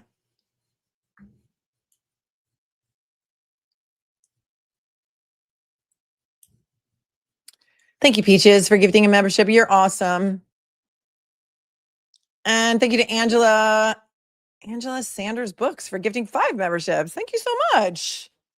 You're very, very generous today, you guys. And Kit Gracie says, come with me and you'll see the point of internal investigations. I'm picking up what you're laying down, girl. I know Charlie and the Chocolate Factory very, very well. And I am going to say something that may be unpopular to some of you, but I think Gene Wilder is the one and only Willy Wonka. I will not accept Johnny Depp as Willy Wonka. I just didn't like it. Nobody beats Gene Wilder. He's the greatest. And thank you for your 5. Lola, the good dog, says, I emailed Cardi B affirmation pic. That is definitely badass. Motion to spread rumor that you had Cardi B over for a visit on your yacht. Hello? Oh, man. I don't know. I mean, we might have to allow it. I wonder if, well, let's see. Stephon Diggs is going to be arraigned, right, in Dedham District Court. I think it's Dedham District Court the same day that Aiden Carney's case is. That's January 23rd, except Aiden's case is going to be in Suffolk, right? Suffolk County. And so it's not going to be in Dedham that day. Hello.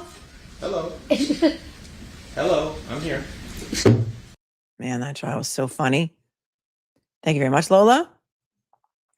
Kazi's Thesaurus is here. Thanks for the 5, says Keystone Cops. I agree. Buzzy Cat says, Melanie, since the House defendants all have the same lawyer, won't he be aware of all the questions during the depositions? Well, I don't know that he can continue to represent them all.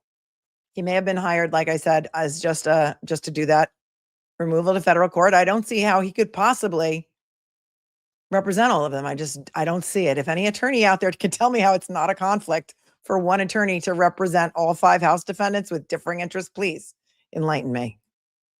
Thanks for your 5, Buzzy Cat. And D is here. Thanks for your 20. Says, in a civil trial, do the same rules apply regarding not leading a witness on direct examination? Yes, you're not supposed to lead a witness on direct at a trial. What about in deposition? Can the attorney lead their own witnesses? You're not supposed to. You can object during a deposition, but all objections are reserved for the time of trial. So you can object, but typically attorneys don't really object during depositions unless it's something that's privileged. But at a deposition, you're not questioning your own witnesses. At a deposition, you are questioning the other parties. So that's how it differs also, because if you're at trial, you're calling your own witnesses, and that's whoever you want to call. But when you're doing a deposition, you're doing depositions of people that you do not represent. See what I'm saying? Just curious about how civil trial rules might be different, right? So there's no cross-examination at a deposition. It's me taking the deposition of a defendant. Like me taking the deposition of Michael Proctor. And Michael Proctor's attorney can be there and he can object if he wants to. But typically, Michael Proctor's attorney doesn't ask him any questions. Sometimes they try and sneak it in and try and just get it on the record. But it's just, and then also if there's co-defendants, they all have lawyers too. And so say Jennifer McCabe is being deposed. The lawyers for every other defendant can also ask her questions. Karen Reed's attorney in that lawsuit, since she's the plaintiff, would lead that deposition and begin the examination of Jennifer McCabe, which could go on for days. And then every other defendant's attorney who's a co-defendant with McCabe can also ask her questions. It's going to go on forever, forever. Great question.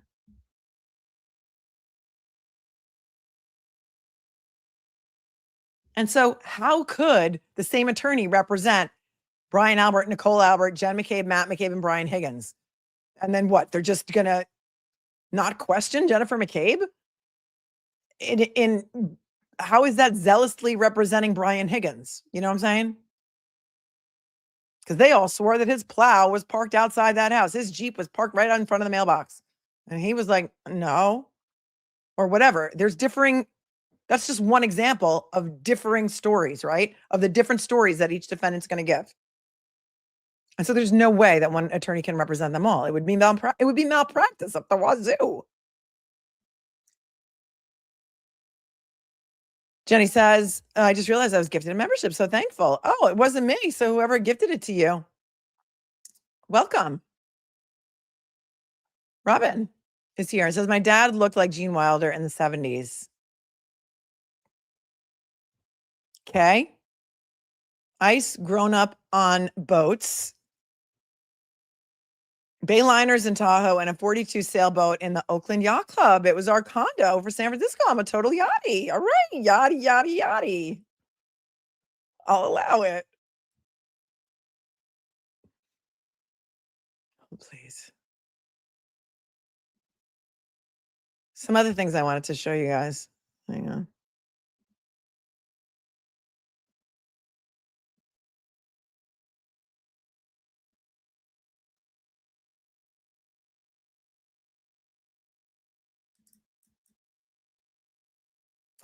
One moment.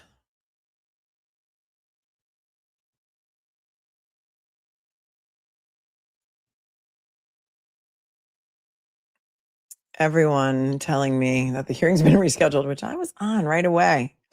Thank you, Betsy, for your compliment and your Venmo. I love you with all of my heart too. You're awesome. I love you, Betsy.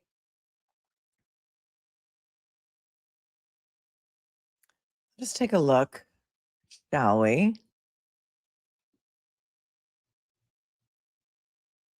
First, let's go to the chat, see if you have any more questions. Thank you, Pam, for your Venmo.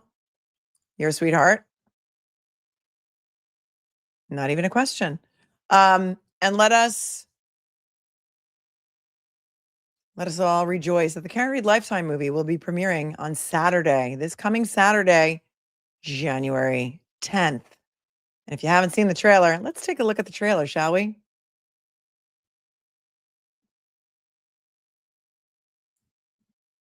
Katie Cassidy, who I am daughter of David Cassidy of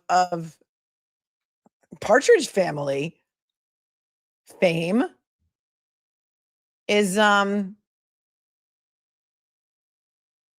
playing Karen Reed in this. Has everyone seen it? If not, if you have, we're going to watch it again. And if you haven't, we're going to watch it now because it's going to air next Saturday. I'm not sure what time, 8 p.m. I want to say. I anticipate that it's going to have the typical Lifetime movie formula. But Lifetime movies are usually like 2 hours, right? Let me know if you can hear it. Call 911! We need someone now. There's a guy, he's unresponsive in the snow. There's a guy, he's unresponsive in the snow. Whoever did that Jen McCabe impersonation did a pretty good job, right? Did you hear it? Did you hear it? Hold on. I want you to hear it again.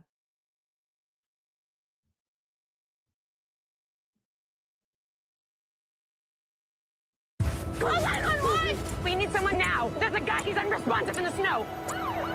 Oh, John. Just behind me is the location of the death of Boston police officer John O'Keefe.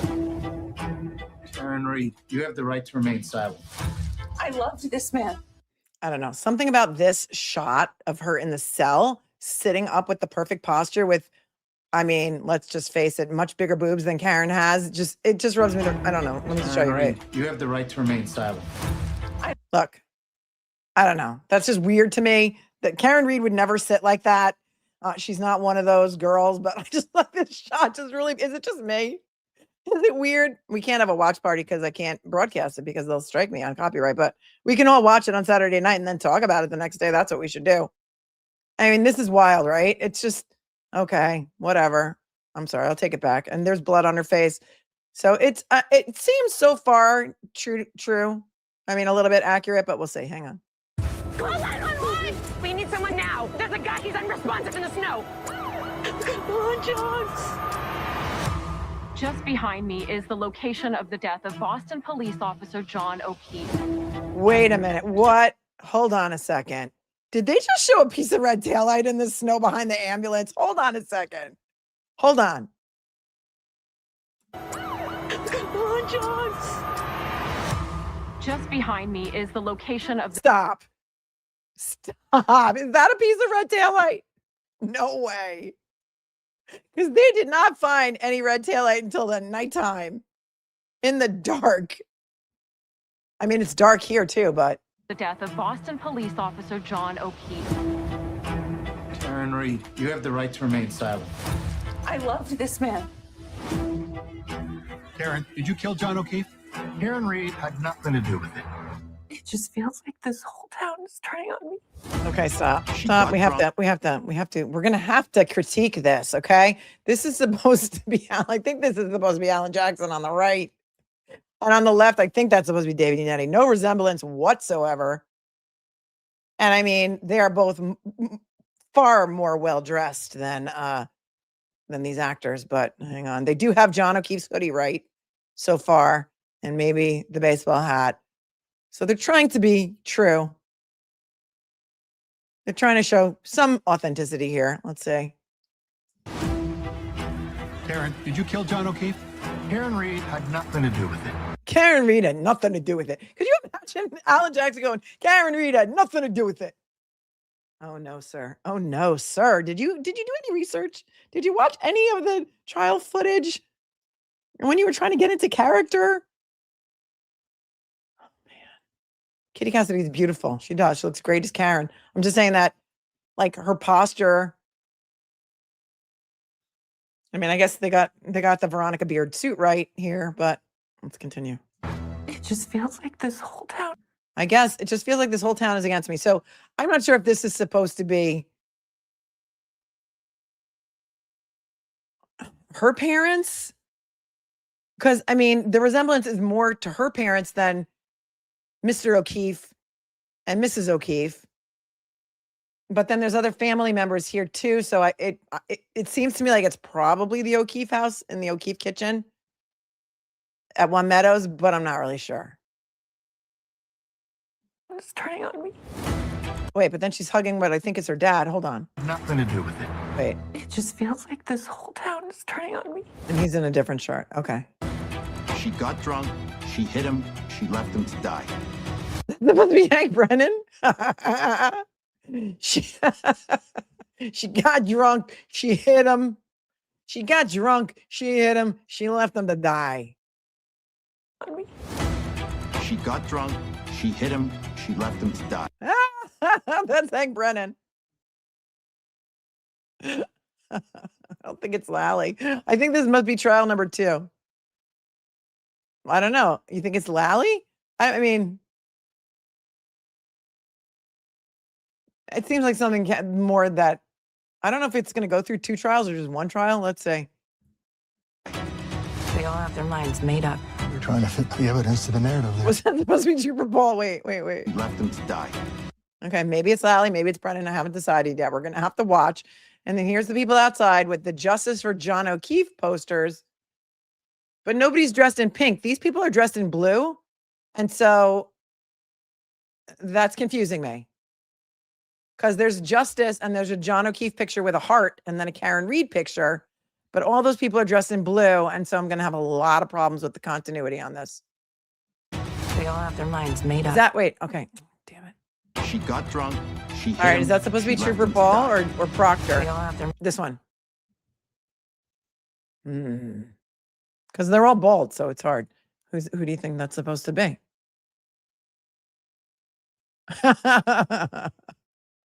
Miss Jessica says, if this movie doesn't tell us what the band was playing, I'm going to be really pissed. I don't know if it's Proctor. I don't know if it looks more like Trooper Paul, though, to me. So we're going to see. Could be Tully. You're right. Tully is everywhere. Tully's everywhere. Listen, it's not on IMDb, so I can't find it anywhere. And I have Pro, and it's not listed. Lines made up.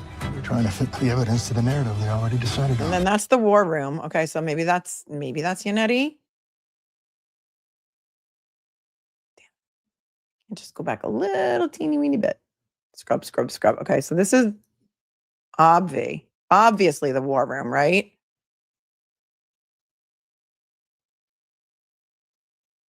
Okay. They already decided on.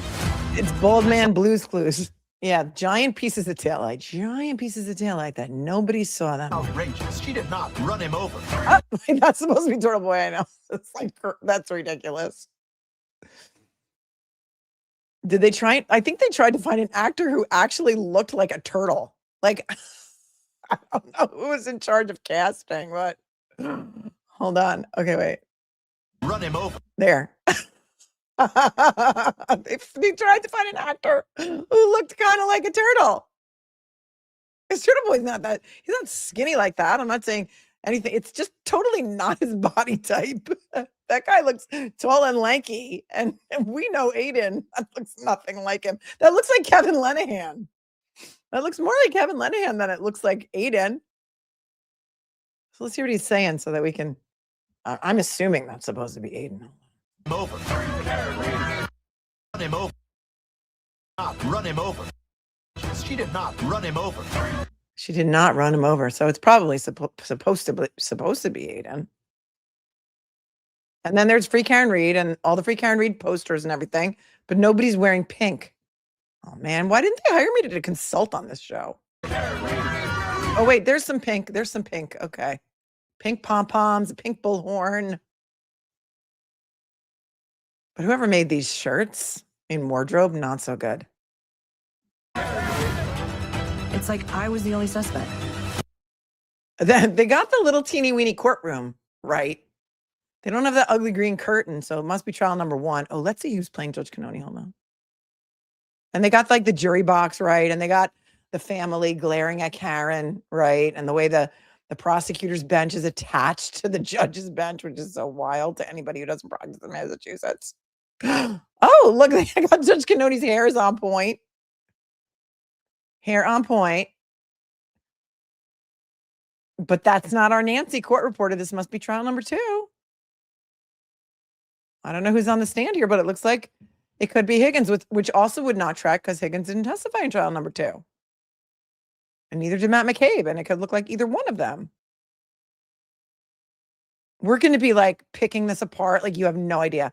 That is not Nancy Madam court reporter. That is like court reporter from trial 2. Over here, wait, that is Jim the clerk.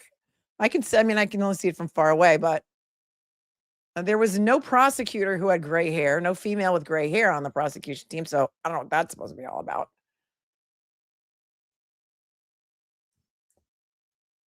There's Karen being protected by David Yannetti, I would imagine. So there must be Alan Jackson up here talking to this witness, whoever it is.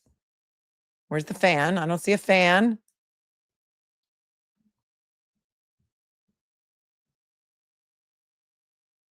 No matter how long it takes. Right. Okay. So this is the.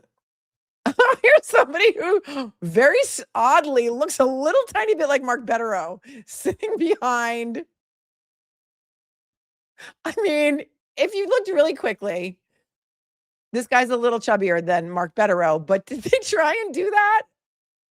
There's no Liza Little at the defense table. And then here's a blonde over here. I mean, straight to video vibes. Well, it's a Lifetime movie. It's a mystery that is solved in 2 hours. There's no Craig Bates at the tiny desk. Betterow wouldn't be wearing a sweater. He'd be wearing a suit. But I mean, listen, if you were just, we're gonna criticize this like nobody's business. Takes, no matter how long they keep trying, we will not. Again, that must be Proctor, who's not even the lead investigator. Wait, was that supposed to be Ted Daniel? Hold on, I missed it. All right. No matter how long it takes, no matter how long they keep trying, we will not stop fighting. I don't know who's that in the shower. Is it supposed to be Karen in the shower? Okay. Everybody's so damn sure. Oh, and that must have been her giving one of her TV interviews. Also, I have to keep interrupting it because the music and because fair use. Me at the stake already. All right. Fighting. Everybody's so damn sure. Burn me at the stake already. Accused, the Karen Reed story. I mean, the premieres accents. Saturday, I January mean, I don't know. Is that a 10th Fall at 8, River accent? I don't only on know. Lifetime. Does Karen even really have a Fall River accent? I don't know. So for those of you who didn't see that, there's that. And then also there's this, which is very exciting. Nobody's more excited about this than my kids. I want to tell you something funny that when I covered Karen Reed for so long, that my kids, I mean, they were kind of familiar with it a little bit. Hold on a second. Gotta find my screen. Okay, there we go. And my kids were familiar with it a little bit. And then, hold on. Wait, share.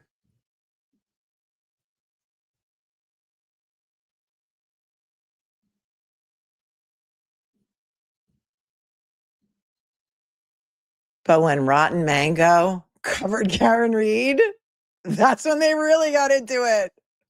They were like, oh, wait, is that case that you're covering Karen Reed, the one that Rotten Mango did, that Stephanie did on her channel? And then all of a sudden it was a really big deal. So she's having Karen, I guess, on her channel next Monday, January 12th. So it'll be 2 days after the Lifetime movie. Here's the teaser. Wait, should I start with the cups or should I ask her about the dog first? Maybe. Wait, I think we should ask her about the ceiling fan.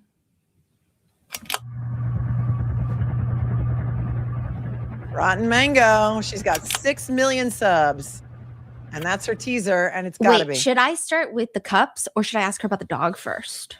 It's got to be Karen Reed. It has to be. And I think that it's been confirmed that it is going to be Karen Reed on Wait, her channel. should I start with the And if you're not familiar, she goes under Rotten Mango on YouTube, and she's got 6.12 million subs.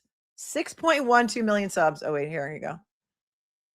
And check out her content. Her name is Stephanie Sue. She's been doing this a long time, and she really deep dives into every case that she covers, and she gets millions of views on her stuff. And it's I think it's a younger demographic. And so if you've never heard of her, that's probably why. She's like, my kids in high school have been watching Rotten Mango for a long time. And I think she's got a younger demographic than I do. And so she mostly, I think, you can correct me if I'm wrong, dives into cases after the cases are already done.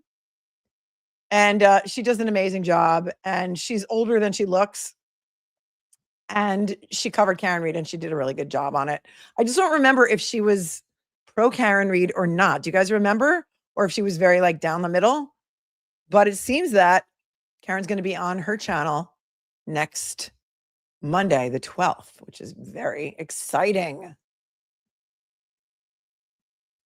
So this story is not going to be leaving our plate anytime soon. Anytime soon. Thank you very much. New York 7 something says, thank you for all you do. Love listening to you all the time, especially at work. Thank you for your 10. And also in your name is ML Cupcake. And I love that. And Charlie from Australia says, I just logged in, Melanie. Have you heard Dev's sidebars yet? Comments? I haven't. I haven't had a chance to listen to them. Haven't had a chance to read them.